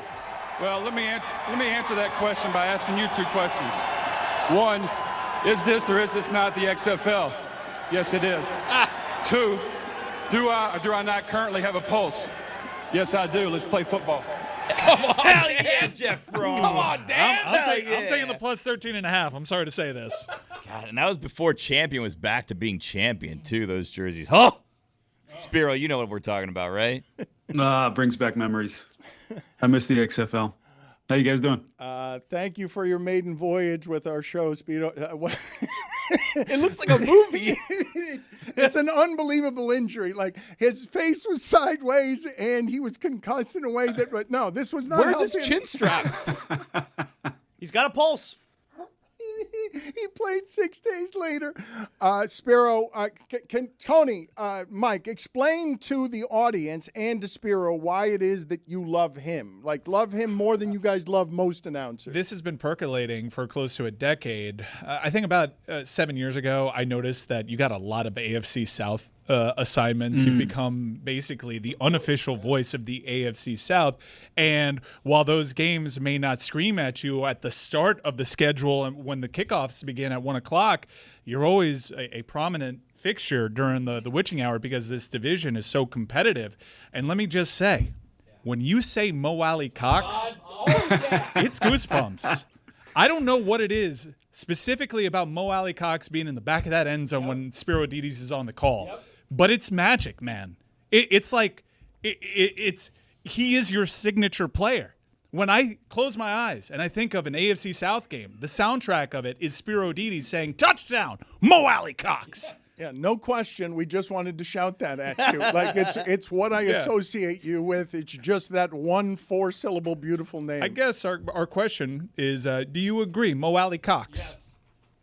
I do, Mike. Thank you. I just want to formally thank you for your support and your love over the years, and know that we do have one fan around the country who appreciates what we do in the AFC South. We actually have a text group chat with my partner Adam Archuleta and Aditi and my producers. Hey, the title of it is AFC South Crew. Hell yeah! All right, is our group chat. So, I accept your invite. Yes, you will be getting an invite as soon as this interview is finished. It is funny that to watch. Chris Myers went to my high school, and the highest he will get in broadcasting is, I get some of these games over here because Jacksonville is where I have to go every once in a while. Why you're expecting him? For some reason, you guys were thinking you were going to hear him on the Raiders the other day. We thought it was going to be Colts Raiders, which is when I close my eyes, I hear Spiro Deites Colts Raiders 4:25 in the afternoon window, and I'm like, all of a sudden, I'm locked into that game. Basically, Spiro, you should have investment properties in Indianapolis. They must all know you. We do. Our Arch and I do check real estate trends in Indianapolis and Jacksonville at the start of every season. We've spent so many times, so many weekends there, and so many days there. It's gotten almost comical at this point. But I will say, seeing the Colts, go now to this higher level, it's almost like seeing one of your children grow up to do like wonderful and amazing things. So we are enjoying seeing some of these successes of our babies go on and do great things in the world. Look, the Colts might be too good. I don't want them to get Nance and Romo assignments here. This is not good. You got to ride the horse that brung you. All right, there is an official voice of the AFC South here, and now we have a team that appears to be AFC Championship caliber. Yeah. Spiro needs to be on these calls. Get Nance out of here. Yep. Yeah, I don't know if Nance and Romo on a Colts game sounds right. There's something off with that. I think I'm gonna lobby my bosses. I gotta hear him say Mo Alley Cox. I've never heard him say it, but it just won't hit the same way. Spiro. Sound the same. It is a great name to say. You just punch it. It's like phonetically, it's just one of those nice names. You just enjoy it coming off your tongue. Spiro, Spiro. Spiro, Spiro. He calls games we love. Colts versus Jaguars. This is the highlight of my broadcast career, fellas. Thank you very much. Thank you for making me feel good. Well, as someone who's as good as you actually are, though, you do hear the music and what it is you do, and as they make fun of you on Mo Alley Cox, it is a musical. Whoa! No, make fun. This is I thought they were giving me a compliment. What are you doing, Dan? What are you doing? Spiro, pay him no mind. He's what he does. We are Team Spiro here. Dan just doesn't understand. He's more of a he doesn't get it. He doesn't get our connection. Daniel Jones, everyone in the league, when you hear them talking about him the way they are presently talking about him and presently talking about Indianapolis as best team in the league when we don't know who's good in the league, it's confusing to you? I think it's like wonderfully confusing. I mean, this is a guy who got beat up as much as he did in New York with the New York press and the fan base out there, and it's just kind of cool to see him have a moment like this in the NFL. Because look, say what you want about Daniel Jones and his shortcomings and some of the stuff that happened with the Giants, the guy works hard. He stays out of trouble, and I think he's a like teammate in his locker room. So I think to see someone have a moment in time like this is kind of cool to see. And, who knows if it lasts. Obviously, it's going to get tougher as the year goes on. But I think when you have a running game and a player like Jonathan Taylor, Dan, in your offensive backfield, and some of the other guys that they have around him, who knows? It's one of those wacky years. And you guys were just talking about it. I mean, there's no dominant, unbeatable team. And maybe this is a year that a team like the Colts can get into the playoffs and win a postseason game and see what kind of crazy things might happen. Spiro, we know it was a whole story a few weeks ago with Tom Brady and the production meetings and coaches. Are they going to give information? Do you ever feel like the coaches are not being completely forthcoming with you? I do. I think some guys are guarded, Jonathan, and I think that comes across. Obviously, there's some coaches that are open books and that will answer any question you have in some of those settings. And it is a different setting. I mean, we're in their facility. We're in usually a little meeting room, a conference room, and it's very casual. It's very informal. But as you guys know, there's some guys that are very guarded and measured in what they say. One thing I always found interesting, it's the older coaches that have been doing it a long time that seem to be looser and more kind of open to answering our questions. And it's the young guys, usually not all the time, but it's the new guys, the guys who've been doing it only a couple of years that are a little bit more measured. And that's one thing that I've always found interesting. The whole thing with Tom Brady, I think it was maybe much ado about nothing. The one thing I will say that maybe I could understand how some teams would be a little would have an issue with that is that he's now partial owner, obviously, of the Raiders, and he's gaining access to guys who are potential free agents who may be coming on the market, and that could give him maybe a little bit of an unfair advantage because it gives him a chance to maybe build a relationship with one of these guys.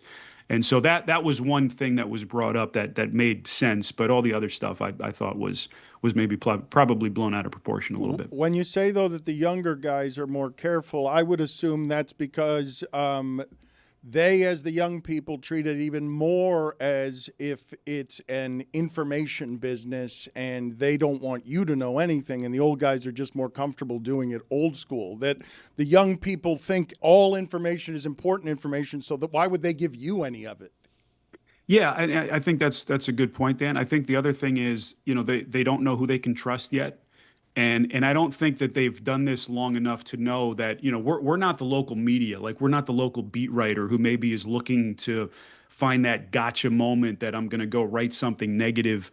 We know that if we betray confidences, if a head coach tells us something about a player and we use that on the air, we're going to see this team probably 2 weeks down the road, 4 or 5 weeks down the road. And if it's an AFC South team, as you guys know, I'm going to see them probably very often. So if I betray that confidence, they're not going to maybe even want to see me again. So that's something that I think some of the younger coaches don't understand. But eventually it's explained to them that, hey, the CBS crew that's in here to do the game, this is not the local beat writer. So I think most of them get it. And I think when that happens, it makes for just a really nice free-flowing conversation where we can get all kinds of good, juicy tidbits on the team. Spiro, as the official, unofficial voice of the AFC South, tell us how good Cam Ward is going to be based on what you've seen. What's his ceiling in the NFL? It's a great question. He has these moments, as you guys have seen, where, he just shows this crazy potential where he's running all over the place and he makes these throws that, shows you the kind of arm talent that he has.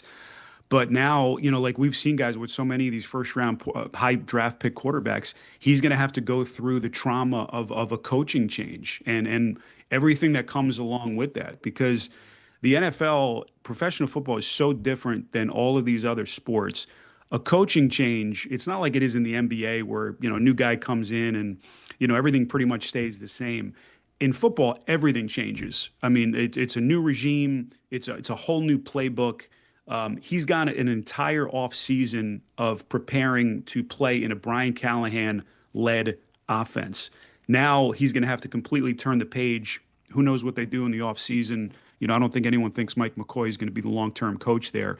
And so how does he handle that? From everything we saw, we had them, I think it was week 2 or 3. They said that he processes really fast. He is very bright. He's got a high IQ. That lends me to think that he will eventually be okay. But, I just think that they need to make, these decisions that they've got coming up in the offseason are going to be vital and will go a long way in determining what kind of player he becomes. Because I'll say this, the other interesting thing is we go into all these different NFL buildings.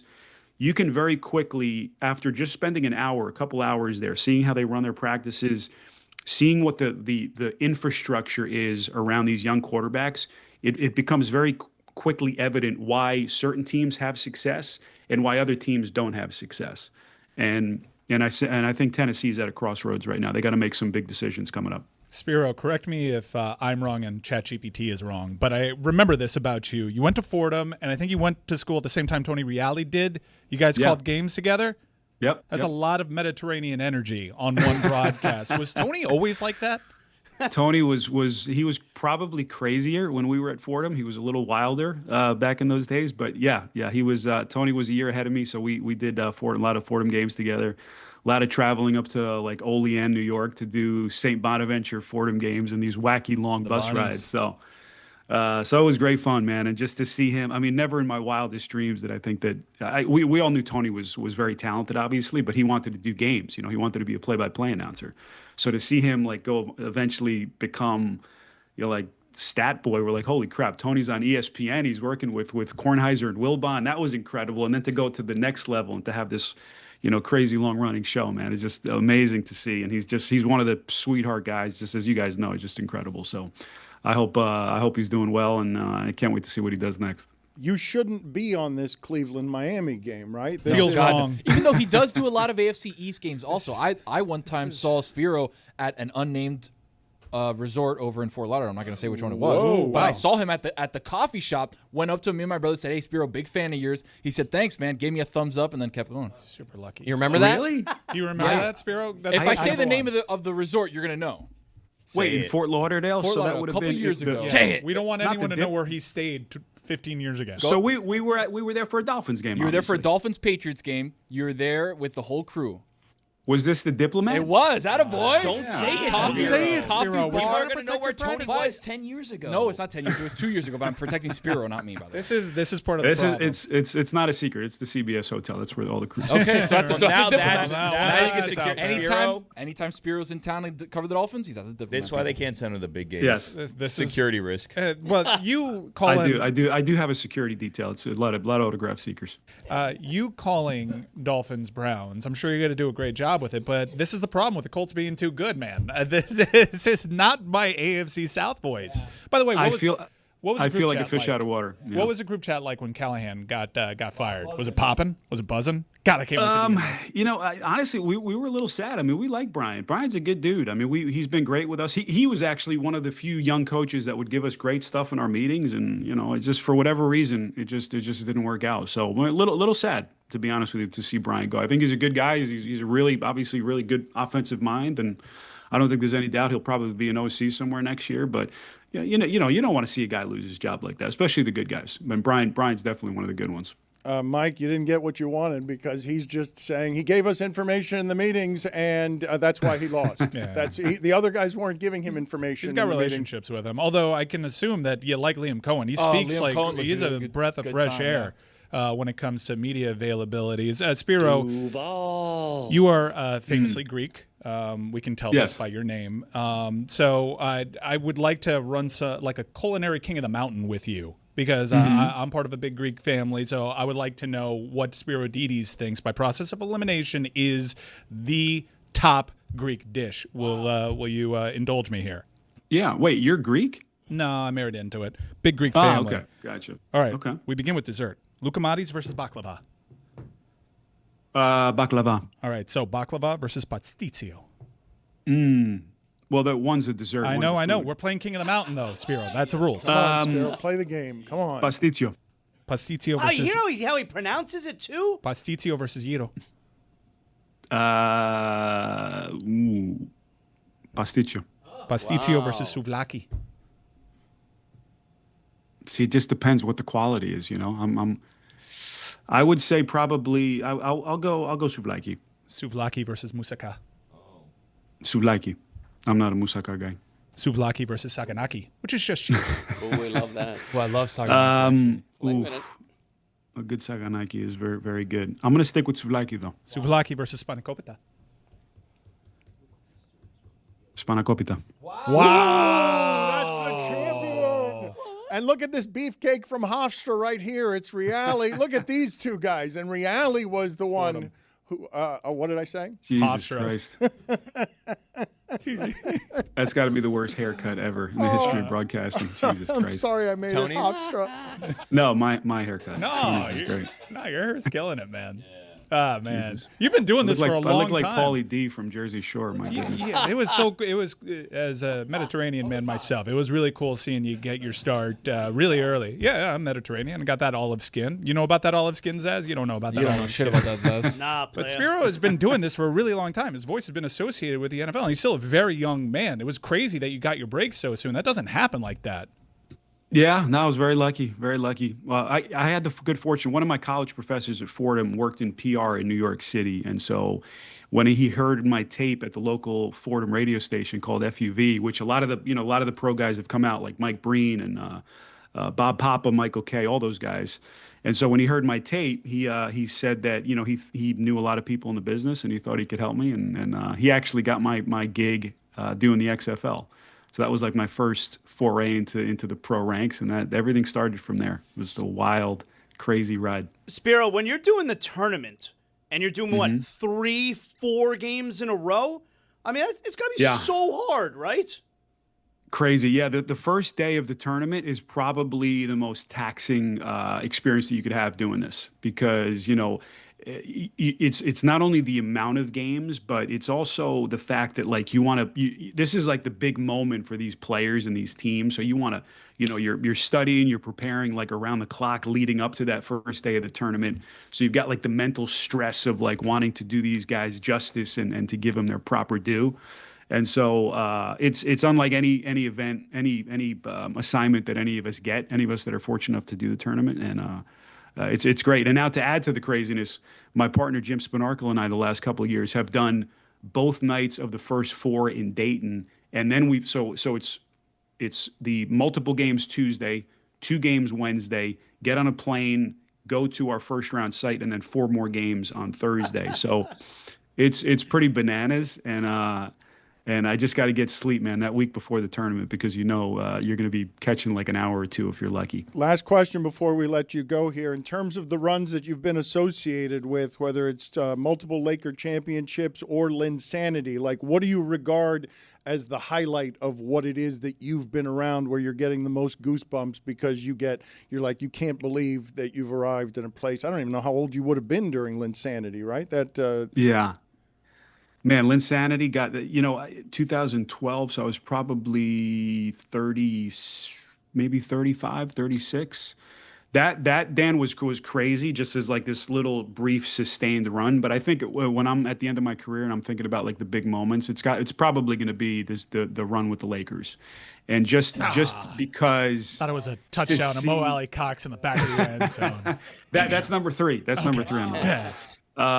But like to experience the NBA Finals at that young age was wild. But then for it to be Lakers Celtics, the ultimate rivalry in the history of the NBA, and to experience it twice, to experience like what the fans were like throwing rocks at our bus, getting in and out of the arena, shaking the bus as we were coming out after they had beaten us in 2008.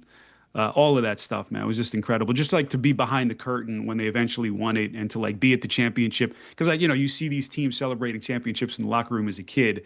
Then all of a sudden you're in that locker room, and then you're at the post game celebration where everything just is just incredible. So to experience all that stuff with Kobe and Phil Jackson and all those guys was quite something. Now, typically, Dan likes to pretend this is a piano bar, but you're not on a Colts game this week.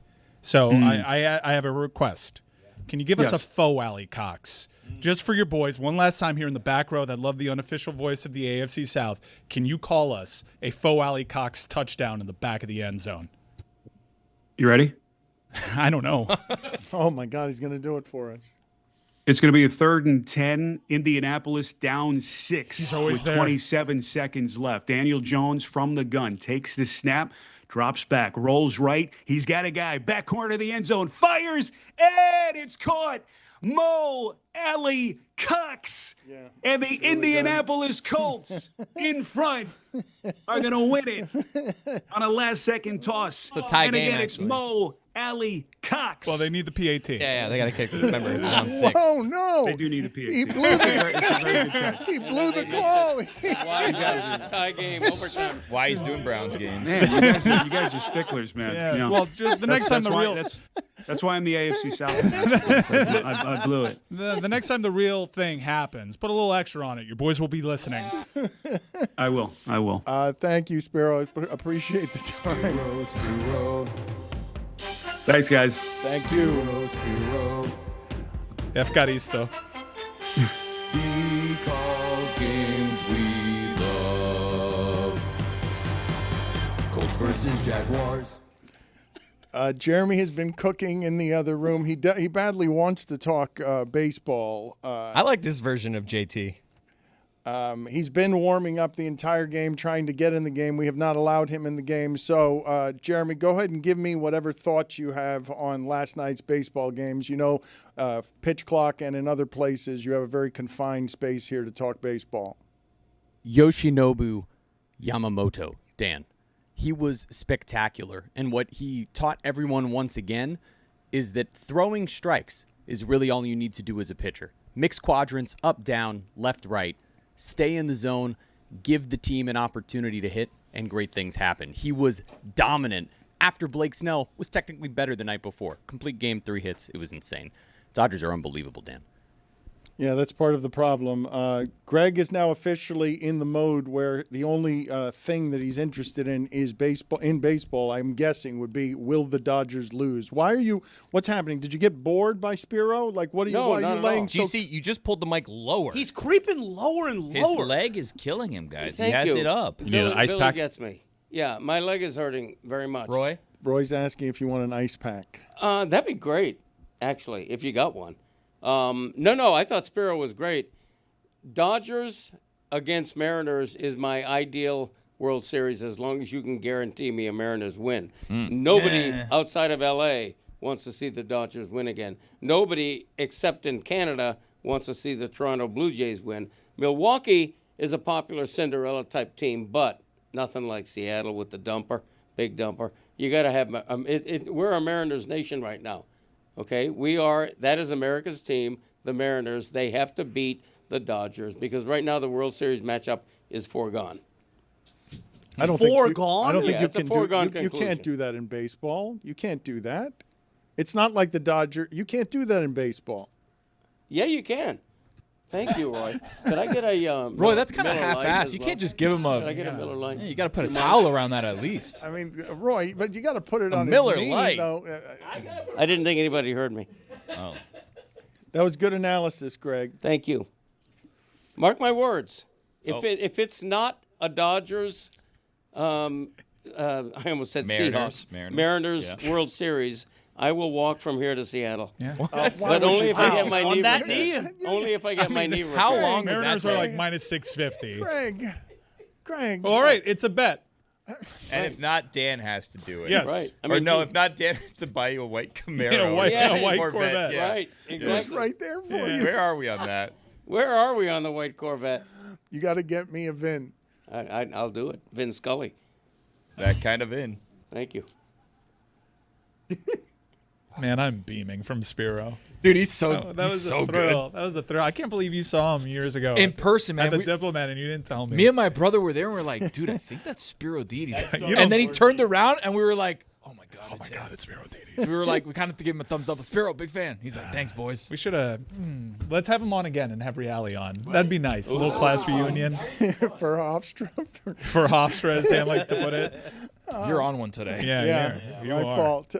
The thing that I wanted to ask Zaz, okay, because I've been asking Chris Cody for a couple of hours now to get me the sound of Billy ripping Europe. It's a Suey Award winner, and I wanted to get to some of Zaz's stories from Europe because I cannot think of anyone in our world more ill-equipped to appreciate the finer points in Europe, and we've got 2 Codys around here and a Billy, than Zaz. I have that sound for you, and I will play it in a second. I want to update you, DL, that it would take approximately 60 days to walk from Miami to Seattle. And just to be clear, that's the end of my bullpen outing. That was the full extent. I want more music. Did you want to give us more baseball? I'll trade you a baseball 30 seconds for every bit of music you make that Billy deems worthy. I'll do it in that's never gonna 58 happen. days. I like That's that. a guarantee. Yeah, 58 days. Yep. Not 60. I'm going to be race walking like an Olympian. Mm-hmm. You are one. I know. Thank you. I know that race walk thing. I can do that. Yeah. I think he's already forgot his Olympian joke. No, I get it. Your I'm Olympian. I'm a limp, Ian. Yeah. Greg, why would you make the bet that if this happens, if if the Toronto Blue Jays, who have been very good all season at offense, win 4 out of 5 games, that you will be walking across the country on your bad knee to Seattle? That's an asinine thing for you to say. Or the Brewers, because I think he said that it's going to be the Dodgers and the Mariners, or he has to walk. So 2 different things could mess this up. Yeah, no, they won't. That's my assuredness, my confidence that it's going to be an L.A. Seattle World Series. You know, it's in the stars. It's done. Okay? Bet it. Bank it. Bet it, bank book it, mark your words, book Yes. it. Bet it, Thank forget you. it. That's right. Go ahead and play the sound, please, of Billy ripping Europe so I could get Zaz's thoughts on Europe. Europe sucks. I don't know if you're aware of this. Like, we keep saying, like, well, in Europe, this would happen. Europe is terrible, which is why all of us left Europe. That's why everybody's here in America, because everyone decided, you know what? Europe is terrible. Like, the English decided, the Spaniards decided, the Italians decided. Every single person came together at one point in time and said, you know what?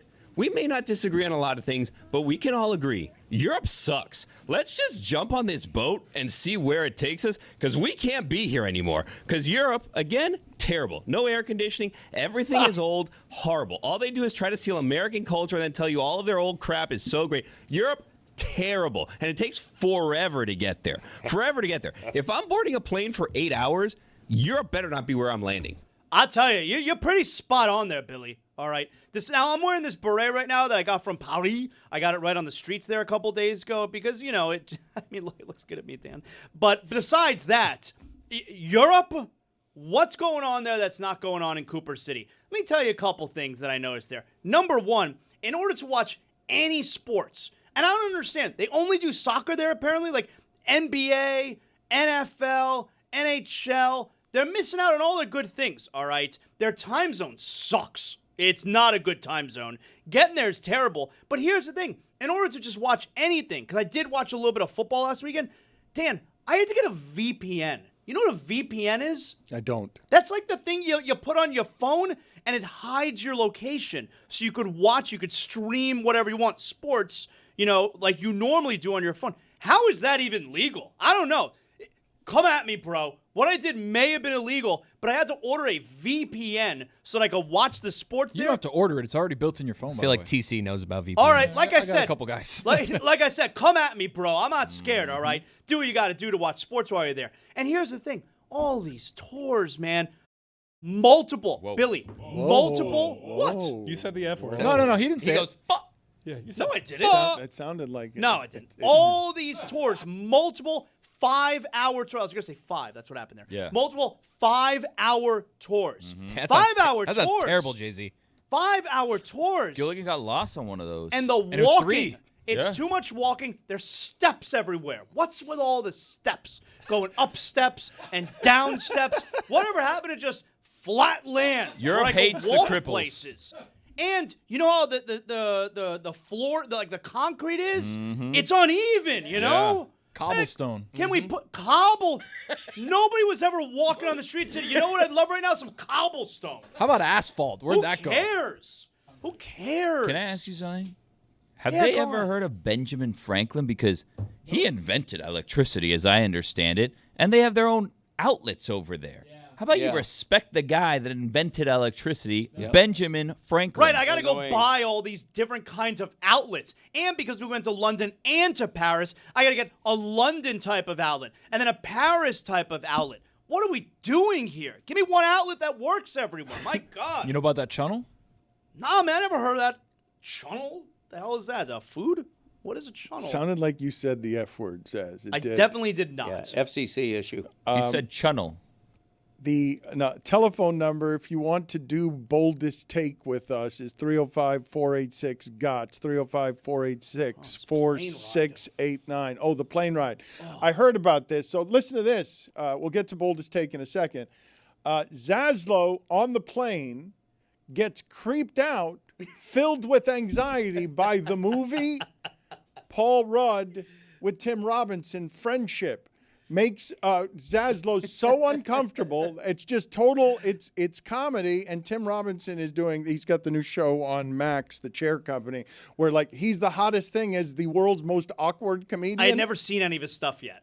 Yeah. Oh, really? No. Like, I knew what I was getting into, but I had never seen any of his stuff. Yeah, he's doing comedy differently than everyone else is doing it. But in this particular movie, why did it freak you out on the plane? So I'm like, okay, I'm going to watch this movie, Friendship. You know, I have like 40 hours to kill on this plane. So I put on the movie, and I got to tell you, from like a minute in, I didn't know if I was going to be able to watch the whole movie. Like, it gave me agita. I'm with you. I I had thought it was just anxiety right from the get-go. Now, I will tell you, I enjoyed the movie. I liked it a lot. But the entire movie, I had very, very I get secondhand embarrassment really easily. Even if it's not something that's real in front of me. If I'm watching a TV show or a movie, I want to run and hide. I don't know. I have a hard time handling it. And this movie was like peak for me. I had agita the entire movie. So it gave you anxiety a little bit. A lot of anxiety watching Well, this I have a movie. top 5 anxiety-inducing films. Oh. OLI, Whiplash. That movie is tense. Can I ask you something about Whiplash? Is the teacher, played by J.K. Simmons, is he a good teacher or is he a bad teacher? He's a bad teacher. He is? He's a bad teacher. Got the best out of his student. You hit the guy. You got fired. He hit him. Wow. Really, Teacher's supposed to get the best out of your student? but really abusively. He got it out of him like Okay. The That's reason not my tempo. Just a I question. feel like I'm listening to Big Dog talk about Jonathan Gannon. He hit him. Zaslow. OLI. I just on that movie, I thought the whole reason for the anxiety is because they were basically G.K. Simmons was going for maximum abusive. That's why it made you anxious. He was one of those single tear criers, you know. J.K. Simmons, voice of the yellow peanut M&M. That is right, Greg. Good job, Craig. That was a OLI. That was a 3 Facts Jack on the Greg Cody Show recently. Thank you. Really? What were the OLI. other two? Don't Breathe. Do you know what this movie is? It's a horror movie. I haven't seen it. Yeah, it's about, Not blind guy breathing? going, don't breathe around him. He can hear you. He's got really good hearing and also might inseminate you. Creepy. Last OLI, The Lighthouse. Well, that's Willem Dafoe, right? That's an OLI. It's a Christmas rom-com. It's awful. It's awful. It's an awful it'll movie? crawl around in your skin. No, it's a great movie, but only if you want to feel unpleasant. Like you have to be That's right. craving. Who wants feeling to feel unpleasant? No, Some this people. is no. Who this wakes is- up and says, I want to feel unpleasant today? Some people. Dan, I've never seen the movie, but the synopsis is basically a pajuso lives in a lighthouse, right? No, it's a Christmas rom-com. Number 5, Buried. That's a good. That That's a one's good great. one. That's a good movie. That one is great. name A lot of for a movie. agita. Yep. Number 4, Requiem for a Dream. I'll never watch that movie again. The heroin arm, please. They should rename that film The Heroin They Arm. should. That is. Put it on the poll at LeBatard Show. Should Requiem for a Dream be renamed The Heroin Arm? Number 3, Beau is Afraid.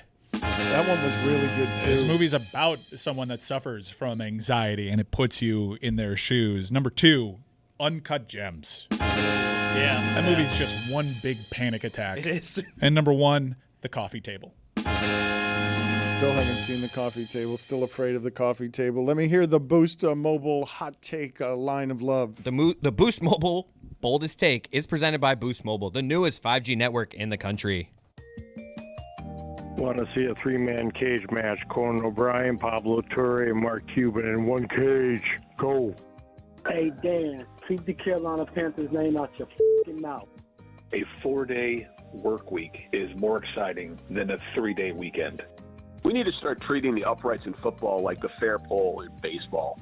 If you clang it against the upright, good job. 3 points to you. I always thought CVS stood for convenience store. Cam Scatterboo and Jonathan Taylor should switch names.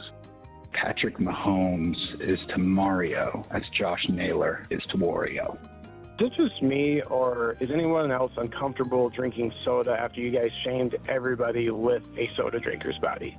If I was trapped on an island with Pablo Torre, I'd swim. This is my limited fake Dan Campbell. Man. Come on. I like the Panthers observation. You pissed that guy off. We'll get to Lucy Rodine in a second. Again, if you were not listening earlier in the show, I think we kind of skipped past this a little bit. Local radio icon, host of the Zaz Show 2.0. Zaslow Show 2.0. Jay-Z with show. Greg Cody. The Zaslow Show 2.0 with Greg Cody. No, the Zaslow Show Zaslow 2.0. has said it's a disappointment if the Miami Hurricanes are not undefeated, which means that Mario Cristobal has already done his job. I don't think that Zaslow has said that on his own show, just like that, where Mario Cristobal has already succeeded. I feel like, hasn't that been the case? Even the years they weren't back, you're still expected to beat these type of teams. Not undefeated, though. No, but I think Dan's right in the way that he phrased that. Yeah, Mario Cristobal has done the job.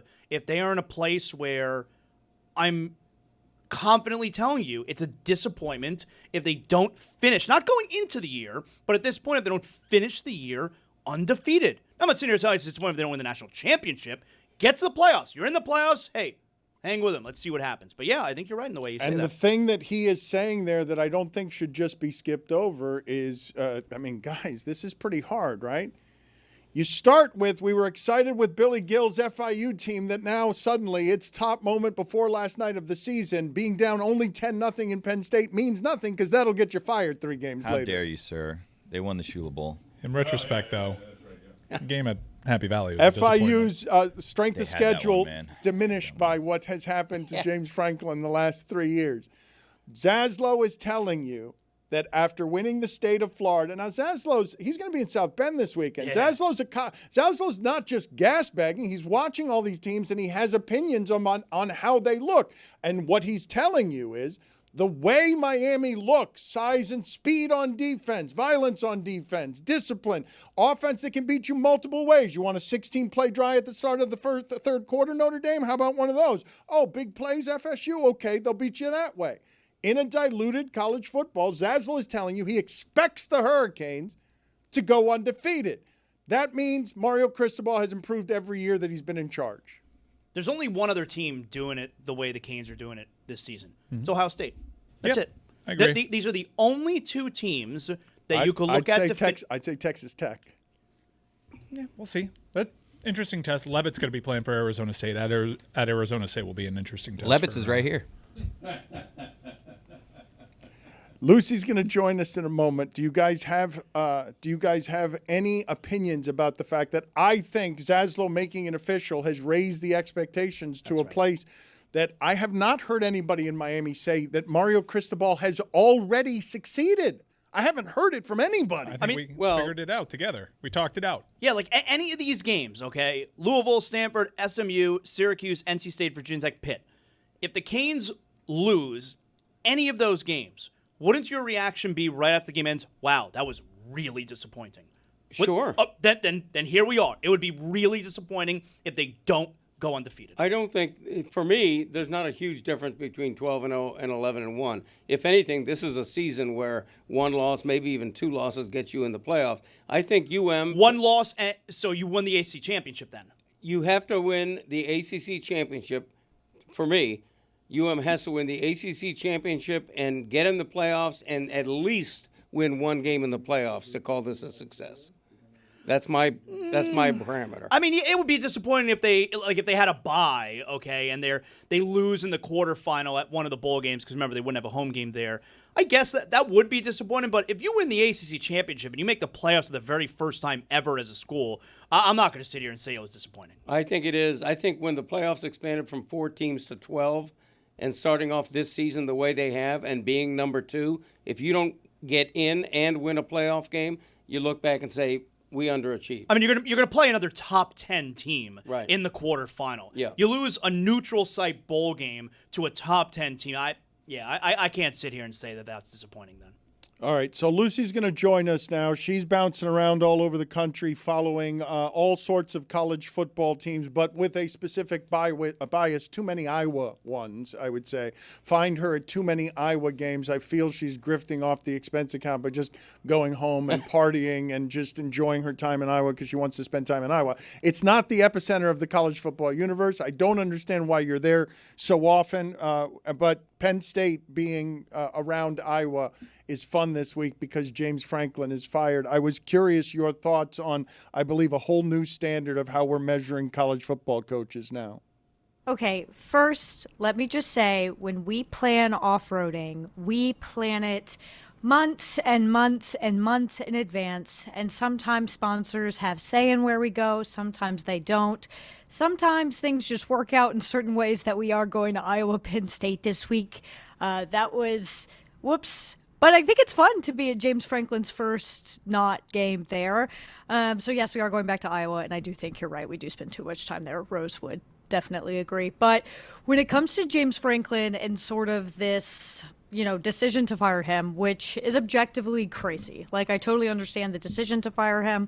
This was probably something they've wanted to do for a long time, just given sort of the kind of cloud over Penn State football with can't win this big game. But with the context of 3 weeks ago, they were 2 overtimes away from, beating Oregon, being this top 5 team, to now, okay, you don't have a head coach. I think it just shows how intense things are in college football. And what I think this is really interesting outside of the Penn State scope is, if you're Luke Fickell at Wisconsin, okay, this is just going to move a lot faster. If you're Hugh Freeze at Auburn, this is going to move a lot faster, because if Penn State was willing to take that $56 million buyout, which was closer to 50, whatever, and be like, you know what, we're done, we're ready to spend it now, I think that's going to put a lot more pressure on other schools to do it, which is interesting because we're in a year where I don't know if we've ever seen this many coaches fired at this point in the season. Just week 7, and so many Power 4 jobs are open. Several Group of 5 jobs are open.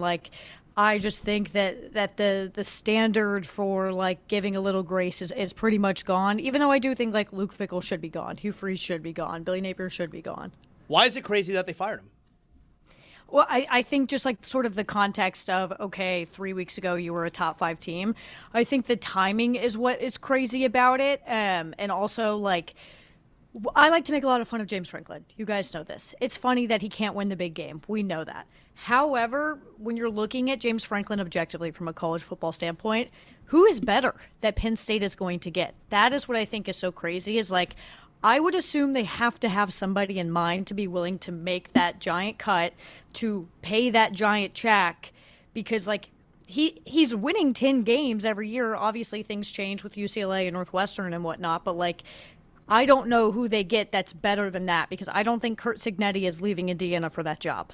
Yeah, I think you're right, obviously. Just a few weeks ago, they were ranked number 2. I think that's even more reason why you fire him. A few weeks ago, they were ranked number 2, and then they lost to Ohio State, UCLA, and Northwestern.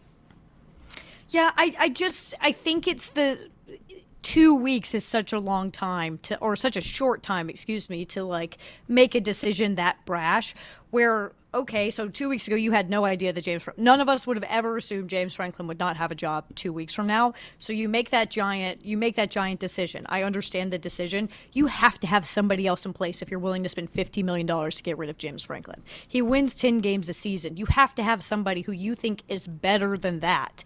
Is that Matt Rule? I don't think so. Is Curt Cignetti leaving for that job? I don't think so. Is that Manny Diaz? I don't think so. So that is what is confusing to me, is to make a decision that is that expensive, that is that quick, and you have to have somebody in place already, and I don't know who that would be. I know how terrible his record is. It's epically, historically terrible, but in big games. But he has won 2 of the last 4 big games that we would have assigned as big games, right? Northwestern and UCLA don't get to be big games just because he lost them. He lost the Oregon game, but he won playoff games last year. So can you get a coach better than winning 2 of his last 4 big games if we're going to do this as dumb as you've got to win big games, and that's it? See, that's what I think. So, I think Penn State is in a unique position because there are still members of their fan base that were alive when they were winning national championships. Lots of schools cannot say that. So the standard at Penn State is just a little bit higher. The playoff thing is interesting because, a lot of people will say that Penn State had the easiest run in the playoffs, which, I do agree with. But I think it's the fact that, He was losing the big games. We all know that is something he has done, but he had never lost the small games until UCLA and Northwestern. And UCLA might be the greatest football team in the world now. We're not quite sure on that one, so that could end up being a great what do you loss. do? What do you do with that? What do you do with Deshaun Foster going 0-4 with the UCLA team that then turns around and beats Penn State and then smokes Michigan State? I saw someone tweet, I wish I could remember who it was because I want to give them credit, and they were like, were they just not practicing? It really doesn't make any sense because they have looked like a great football team, truly. And it's weird because Foster was a guy that players loved. He was a players coach. People talked about him in that manner. And so truly it doesn't make any sense to me. And I think it's honestly hilarious and really, really funny. Can we get some good information out of you on Indiana winning a game at Oregon? And Oregon had won 23 straight regular season games, 18 in a row at home, and on the spot. I know many people in college football have known about this, but on the spot, because this makes this the most interesting Indiana team of my lifetime, including the Penix one. That Cignetti is one of the top coaches. If you didn't know it before, you knew it this weekend. Bouncing out of college football when we're making the professional sports standard now. James Franklin, you're fired. Who's the next hot guy we can get in here? Yeah, so I don't foresee Curt Cignetti leaving for the Penn State job. I don't really foresee him leaving for any job right now. I think he's one more good season away from them naming the stadium after him. Like, he has everything he could want at Indiana, and he's signed he signed a pretty long extension last season. Like, I think he'll be there for a long time. I think we all just need to sit down and collectively tell ourselves, like, hey, Indiana they are not a playoff team. They are a national championship caliber team. Because that Oregon game, although the score, 10-point win, 30-20, outside of like one big sort of like breakdown in the defense and a pick six from Mendoza, Oregon did nothing. Like, take those two plays out, it would have been 30-6.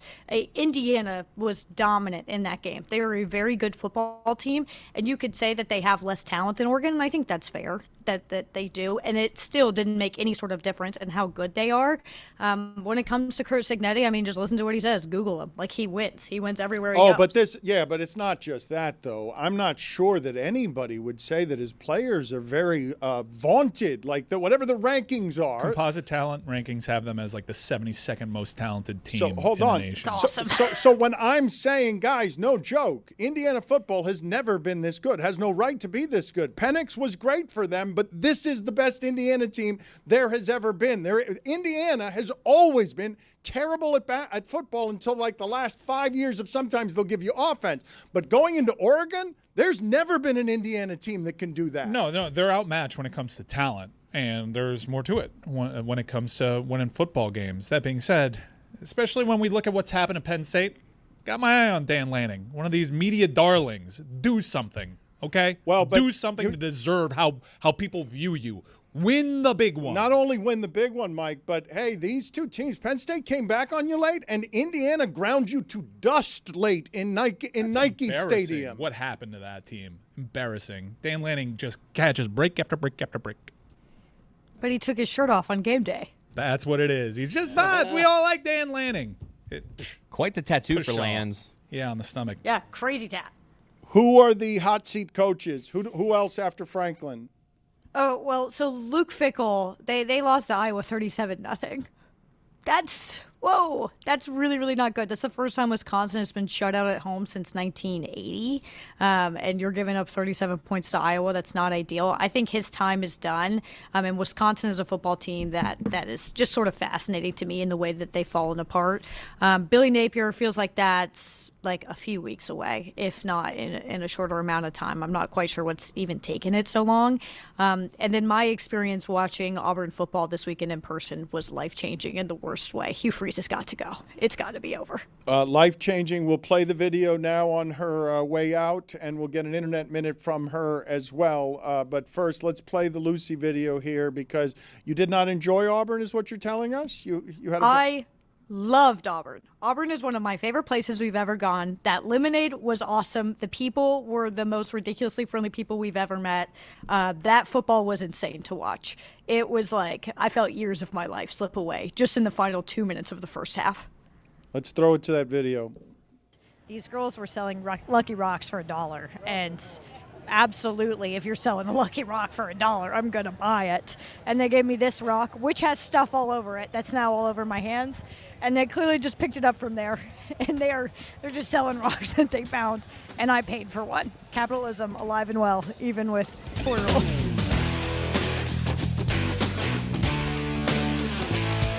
Hi, Dan. We are here in beautiful Auburn, Alabama, home of lemonade and toilet paper.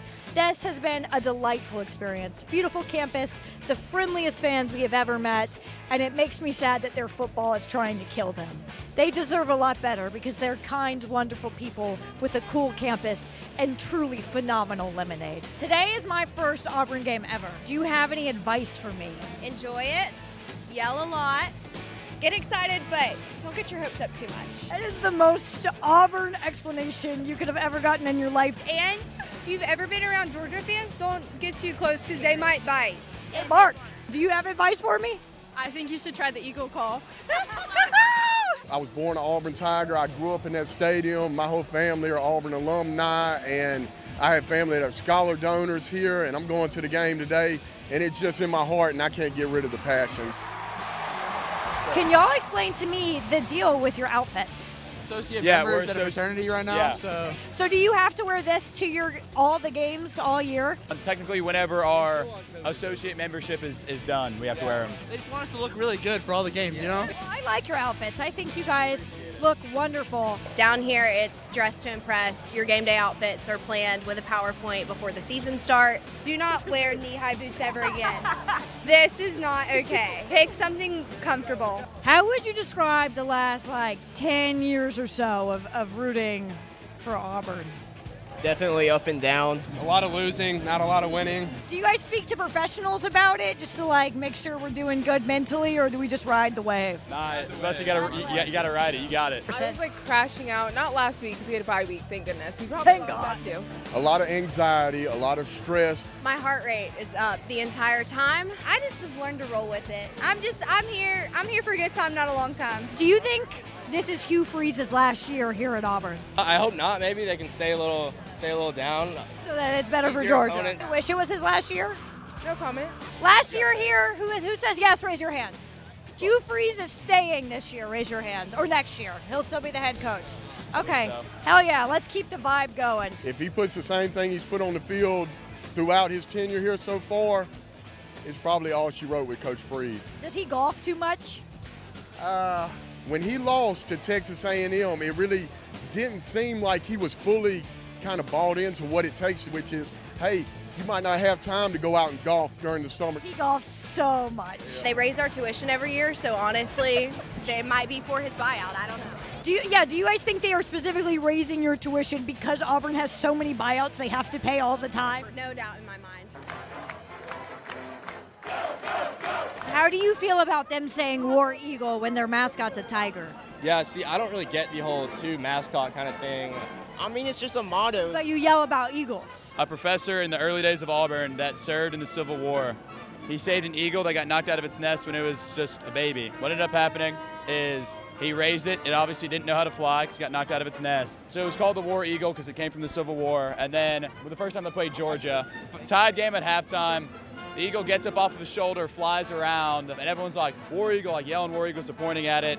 The eagle went, hit the ground, and died on impact. But Auburn won the game. Would you guys refer to the way you say War Eagle as kind of like aloha? Sure. You just got a big win. How would you say War Eagle? War Eagle! War down! War Eagle, baby! War damn Eagle! War Eagle! You are going to the dentist. You just found out that you have 5 cavities. How are you saying War Eagle? War Eagle? Just got broken up with. War Eagle. You get a text back from your crush. War Eagle. You just asked someone to marry you and they said yes. How would you say War Eagle? War Eagle! War Eagle! War damn! War Eagle, baby! Hugh Freeze got fired. War damn Eagle! This Georgia fan runs into her shot a third time. How are you saying War Eagle? I would do an eagle call. Great callback. Do you feel like this is a hateful rivalry or no? Because I'm not getting that vibe. I mean, it is long-standing tradition rivalry, but not a lot of hate, I would say. Hate's a strong word. This has been, I think, the friendliest fan base we've ever met. It's so Southern hospitality here. It's so Very, good. very yeah. nice. We just interviewed your daughter. How do you think she did? I know my daughter. I know she did really well. Your daughter goes here. Did you go here? Are you a fan? What's your connection to Auburn? Aside from the financial aspect of it, my daughter he goes here. She's a freshman. Are you okay with a tuition increase if they fire Hugh Freeze? I'll do it. If my daughter wants to go here, I'll pay it. Your dad said if they fire Hugh Freeze, you're still good if tuition goes up. So for you as a Georgia fan, does seeing Carson Beck succeed at Miami, how does that make you feel? I think Carson thrives in more in Miami, maybe the little club scene there in Miami. He might be a little, that's kind of his vibe down there. You know what? That's perfect. I got nothing else to say about Carson Beck and his Lamborghini that he got stolen through his own fault. Right. I think he left the keys in the car. He probably did. Texting his girlfriend or something, probably. They broke up. They did. Oh. I think he cheated on her. He is the man of Snapchat. He could have had some Snapchat things going on there. So this trip to the loveliest village on the plains was brought to you by the Game Time app. Download the Game Time app and use code Lucy for $20 off your first order. Terms apply.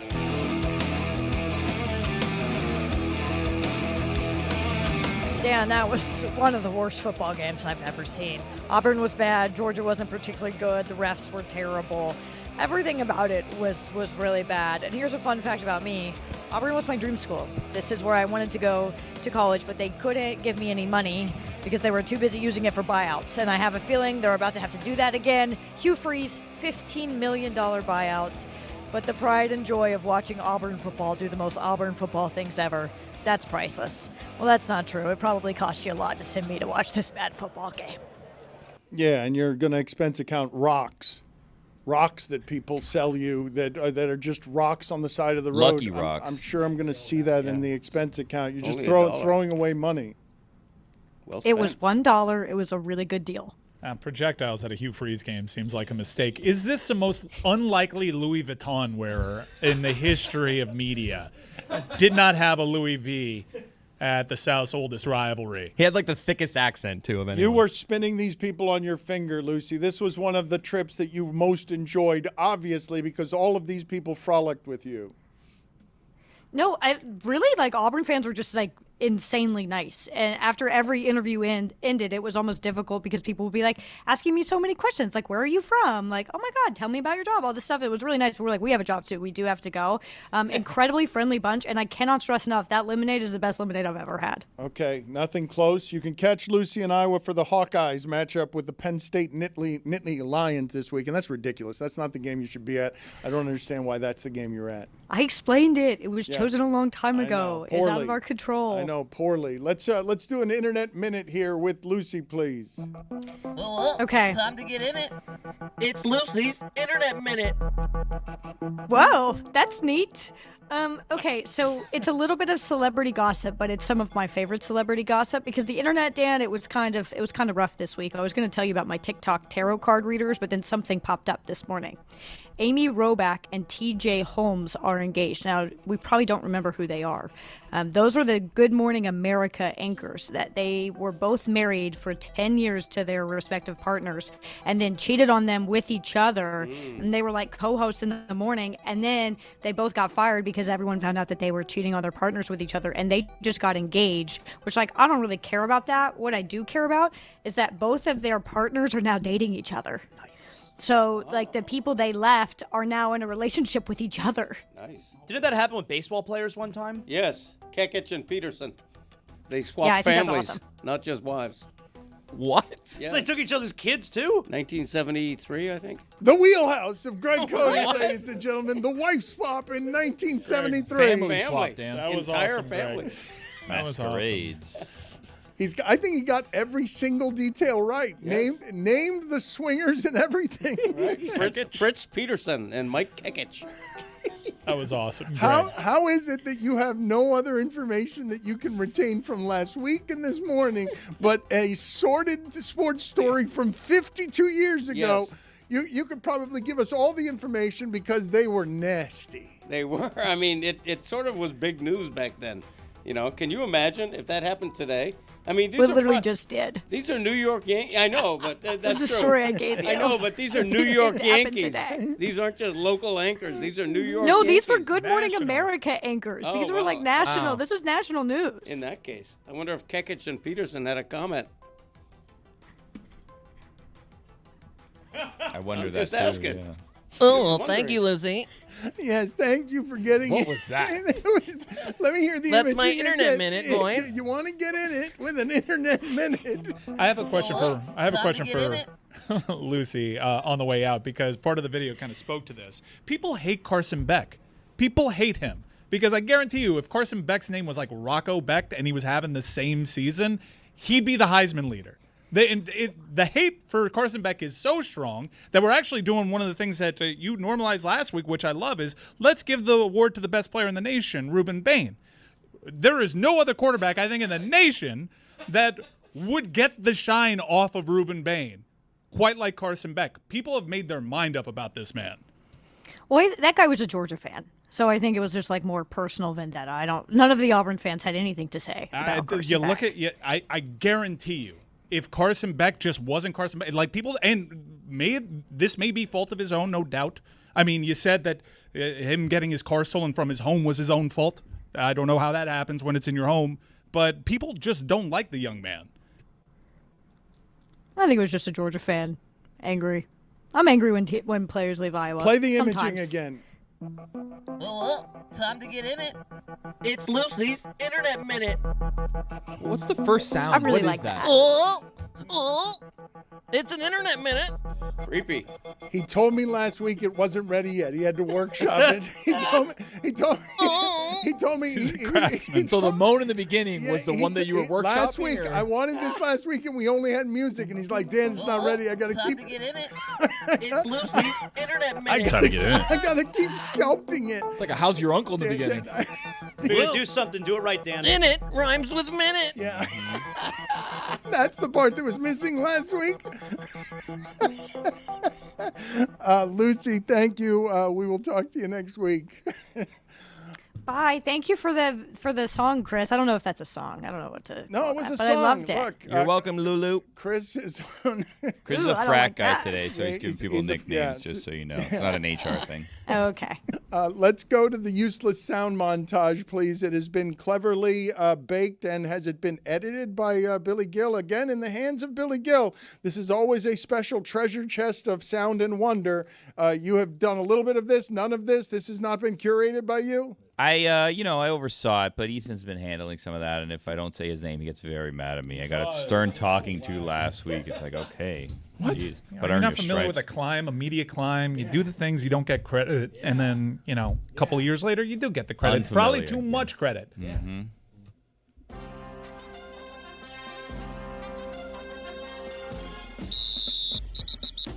What are we in? 6 games in? Is that right? We 6 games in? Man, it's great to win in the North. The only place we can go is next week. Believe in the human beings, coaches, players, and while we didn't get it done, they did show me why I believe in them. So proud of this group that just continues to fight and scratch and claw and just get it done. Getting a little tired of getting up here and having this conversation. It is what it is, and you got to keep working. It's not just one side of the ball. Every phase. Capitalize on playing complementary football to go up 17-3. It's an undisciplined operation at the moment, and it's on me. Yeah, Jalen, I thought did a nice job. He just had a baby too, which is a great thing. So We had certain agendas that we thought were critical to making this game unfold the way we desire for it to unfold. You say you can't win the game in the first, second, and third? We needed to get kicked around a little bit because that's what happened. I don't. You think I know all that stuff right now? The overall trajectory of it has been what we desired. Puka tried to be able to give it a go, just didn't feel good enough, and I apologize for that. But they were able to run it, and we weren't. And, this is a thank you. He maybe could have really pressed through, but we were kind of more being smart than anything, so I do apologize for that, Sarah. We're going to go back to the drawing board and get some things cleaned up on our offensive side. There's no doubt that there's guys that are hurting from the game that we let slip away. But yeah, and my job there was to score, literally. If not, we would have lost the game. I honestly have no idea truly how Ventrell played or not. Ran with violence, had a plan, a man on a mission that wants to make yards. 17 is not enough. Chasing another AFC North pelt here in a short number of days. They were the more physical team today. We knew that it was going to be a physical game, and I'm man enough to stand up here in front of you guys and say that. We're 0-6, and we claimed that. We're going on the road. We're flying to another country. It's one thing to know who you have, your responsibility. It's another to get through the trash. Could have had some better spots that, we'll keep growing, we'll keep learning together. I think it starts with the leadership in helping articulate that for the guys, and then what we're expecting out of the guys. it sounds like there was something on his mind with regard to the specific meetings with a couple individuals that he was trying to get corrected by being with direct communication. We have guys showing up to player-only meetings late. Player-led meetings are extra things outside of what I demand. We've been very accountable to me. Do we have to make this mandatory? Do we not have to make this mandatory? Clearly, he's sending a message. But from my standpoint, everything that I've asked of the guys, they have delivered on. I cannot say enough about Jalen Ramsey, guys. We all got to look at ourselves, not pointing fingers. We got to look at ourselves individually first about what I could have done to help our team win that game. The way you can make it suck more? Have an opportunity to seal the game, and then, we don't allow that to happen. Either way, last week, Carolina offense, this week, you can look at it however you want. It's hard to get victories in the National Football League. Jordan Brooks shared a Bible verse with us as well, and I thought it was super dope. don't think we can say that the McDaniel Tua sound is useless. We fed off it all week. Angers me, honestly. Well, that's Ethan's fault. Told you it wasn't me. I mean, that's, you try to give an inch, they take a mile, you know? You guys would agree that Tomlin still is the best. Tomlin is looking to replace Andrew Luck and who was it? Was it Chuck Pagano? Like we've had luminaries of the game. Well, but the Mount Rushmore of useless sound montage, recognizable upon voice. Mahomes was in there. I haven't heard very much from him this year, but you can instantaneously tell who it is in your imagination. Dan Campbell's rivaling people now. You hear the Neanderthal in his nether region as he speaks. You know who's putting up good tape this year? Sean McVay. Yeah, McVay's doing really good work. That's real good tape. Very distinctive. Who is the funniest in the history of the useless sound montage? Is it Pagano? Andrew and Luck? Tomlin. Pagano, Tomlin, Andrew Luck. Big three. That's the big a three. first ballot. The baseball games from last night that Jeremy so desperately wishes to speak about, and I am going macro here when I simply say, and it's not prisoner of the moment of the Dodgers, best roster ever assembled, biggest payroll ever assembled, best international team of all-stars ever formed, aces coming out of the bullpen and built for this time of year where they've lopsided even baseball's randomness in the sport. Because what they guarantee themselves with the money is they've been in 13 straight years. And so what they guarantee themselves is, it doesn't matter if Ohtani's good this series or not. Like, we'll get there. We've got enough players. It'll be Freeman this time who hits the grand slam. It'll be Mookie Betts this time who hits because we've got all of the best players and they will remain the best. And now we've got the best pitching staff too. Our starters are doing stuff that's not been seen in the sport. Like no one can hit.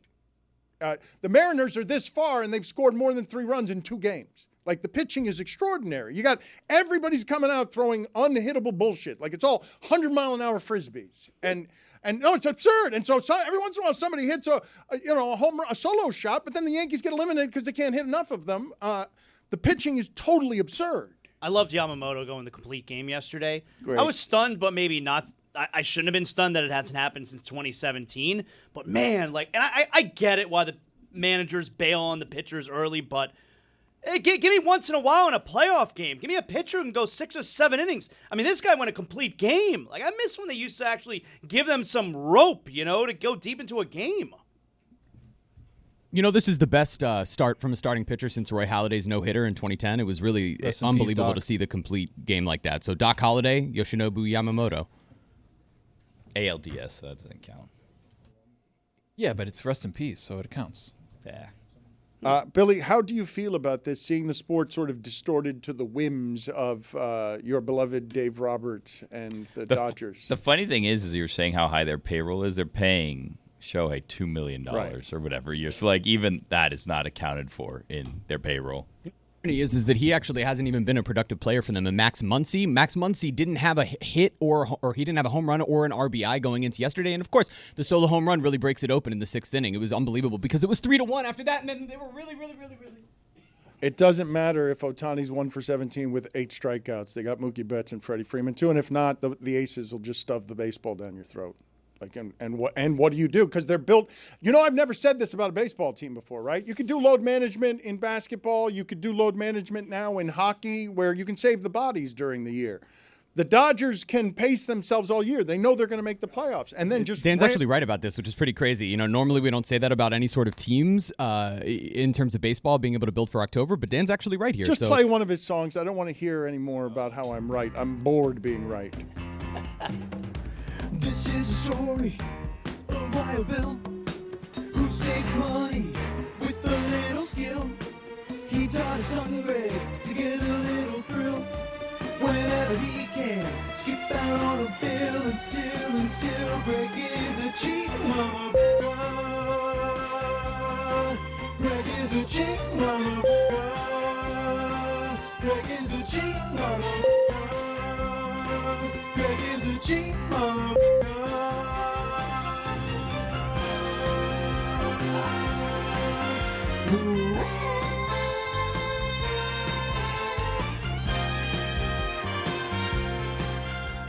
Soap scraps? Yes, sir. Your family saves soap scraps. Yeah. Don't forget the K-Cup. Life hack. Wild Bill. Damn right. Where are we on the K-Cup? Did we poverty shame folks who might have to use a coffee filter multiple times? K-Cup. This show? Who was shamed? He was giving a helpful life hack. I told you. Zach's trying it. I'm gonna try it. Yeah. It's spreading like wildfire. My life hack. It really is. I got to get a patent. It is. Patent pending. I got to The call my recession lawyer. is spreading like wildfire. It is. That is the biggest recession indicator. Yes. Reusing K-Cups. Can I replay my favorite part of today's show? Nah. I think Billy and Mike have both had zoo experiences that have grown their relationship with Ron McGill. Do I have this wrong? We've been to the zoo. What on earth is that kind of question? Have you guys been to the zoo? The reason the question was asked, and I'm sorry. It's so sexual in nature, Dan. It really It's like, is. Bestiality being implied. Whoa. I don't Sex and the animals, Greg. Oh, that's true. Good What's point. better than taking your kids to the zoo for the first then time? say Just that. say that, dude. Say, hey, have you taken your kids to the zoo? Have you fed the giraffe? I still haven't been added to this AFC South group chat. Yeah. I'm starting to get a little worried. I think he lied to you about that. I possibly did. Yeah. I'll send Adam Archuleta a DM. Why was Tony like afraid to say where he saw him years ago?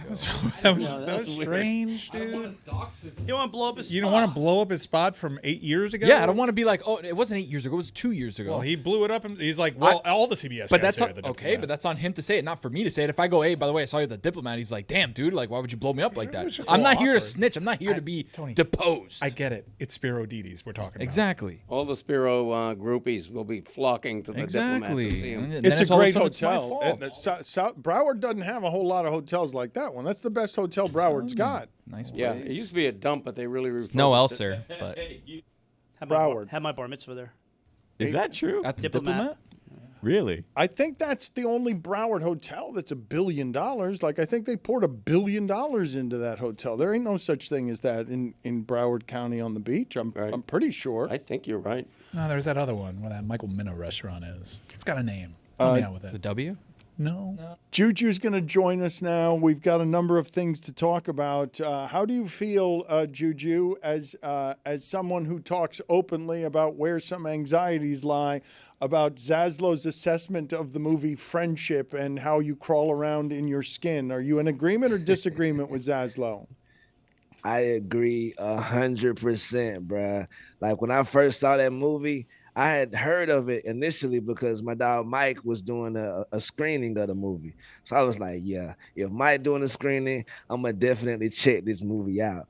But me and my girl watched this movie, bro.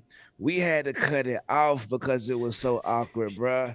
Like, he was just being so extra awkward is the word I just would use, bro. What you thought, Zach? When he broke into the home and he was carrying around the gun and the wife was home, I almost had to get up and walk the aisle. I was in the airplane. Yeah, I almost had to get up from. It was a lot for me to handle. I got through the movie. Like I said, I enjoyed it, but that scene right there, I told you, I get really bad secondhand embarrassment. I get really uncomfortable. I almost had to walk the plane. Well, which is more uncomfortable for you, watching Friendship on the airplane or sex scenes appearing on your movie during the That airplane? happened to me again yesterday on the way home. But you know what? I decided, screw it. I'm going to keep watching it because this wasn't something on my iPad where there's a sex scene. It was on one of the shows or movies that they were offering on the TV that is on the seat in front of me. So you know what? Screw it. I'm watching my movie. Yeah, and it was like explicit sex scenes. Big boobs, all right? You know about that, Greg? And I'm like, whatever. I'm just keeping it on. I'm watching my show. I do know about that. I don't like this. Zaz, let me ask you, and I'm being serious here. How do you describe secondhand embarrassment? Because I don't know that phrase.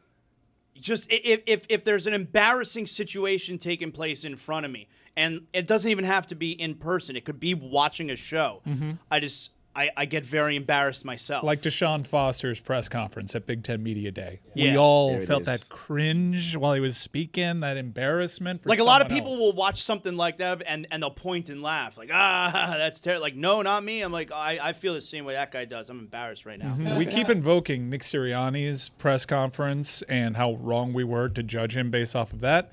We nailed the Deshaun Foster one. Yeah, I think that ends up being a victory for all people who saw him fired after they start 0-4. I don't know if you guys have examples like that in the history of college coaching or professional coaching where you can point to something that obvious, where it's like that 0-4 team shouldn't be 0-4. And the proof I have is they just beat Penn State. An 0-4 team has never been able, after immediately firing its coach, to beat that standard of team, and then they go out and drag Michigan State by 25 after losing at home to New Mexico by 25. For Deshaun Foster to be sort of a 50-point difference, between we lose to New Mexico at home by 25 or we beat Michigan State by 25, go ahead and find me all the examples that you have of that. I want to get with Juju to the polls in a second. I also want to get to the news. Wemby has grown. I'm afraid for everybody in the league that everyone's talking about Giannis and everything else, and it's not going to matter in a minute because Wemby's taller than Makes he my used to knees be. hurt just hearing that. Friend of the show, Boban Marjanovic, says, I look up to Wemby, right? And Boban's what, 7'5"? So it's like, you start doing the math there. They say that he's 7'5" on paper in the NBA, but if Boban's looking up to you, you're a couple inches taller. Juju, where are we on this? I thought he was 7'7" and growing. Yeah, apparently I forgot he was so young. I mean, this brother, 21, 22 years old, and dog, every day of the summer last summer, he was shocking us with more stuff that he's been doing during the summer. He was a monk. He was with KG getting toughness. He was doing dancing. Bruh, look, I think this year right here is the year of Wemby. They might not win the championship, but this year Wemby is going to announce himself in a major way in the league. The Heat should trade for him. Before we get to the polls, I do want to get with Juju about the game this week, and I want you guys to all remember what Tom Brady looked like approaching 45 when he won the championship in Tampa, and now understand that Joe Flacco and Aaron Rodgers are playing against each other this weekend. They're 3 or 4 years, both of them, younger than Tom Brady. They will look nothing like Tom Brady looked while winning the championship. What do you make of this fight between these two grandpas? Bro, the NFL tweeted out that this is the battle of the unks.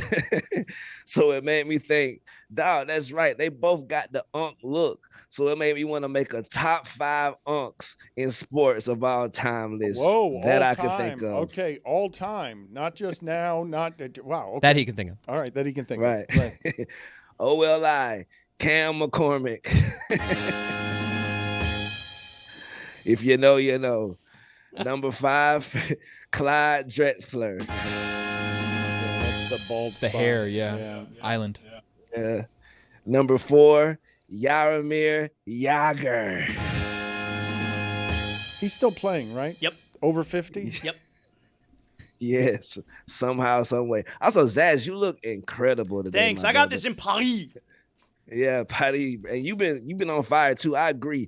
Kickoffs, I'm done with kickoffs meaning so much in the NFL. Like, come on, bro. The kickoff damn near mean more than the field goal that just tied the game. Like, what are we doing? Some kickers are mastering like the pooch kick, where they like get it right to like the 1 yard line. Some It's are even stupid. doing the drop kick. It's stupid.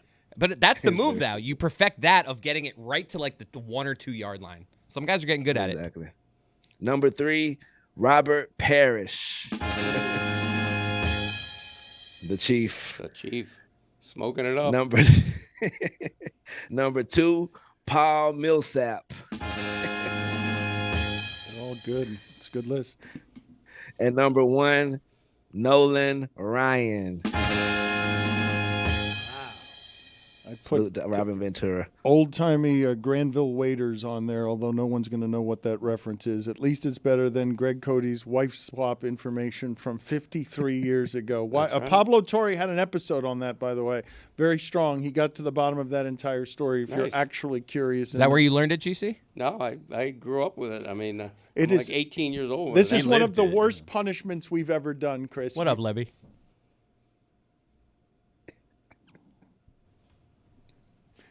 The polls at Le Batard Show. What do you have for us today? You just did nicknames and initials all shown. Crush that shit. And yo. we're a polo. Like, that's not. Jeremy told me what to wear. I was like, I kind of dress like a frat guy every day. He's like, oh, put on like a douchey polo and a college hat. Douchey polo. That's not a punishment. What punishment? LB, did you...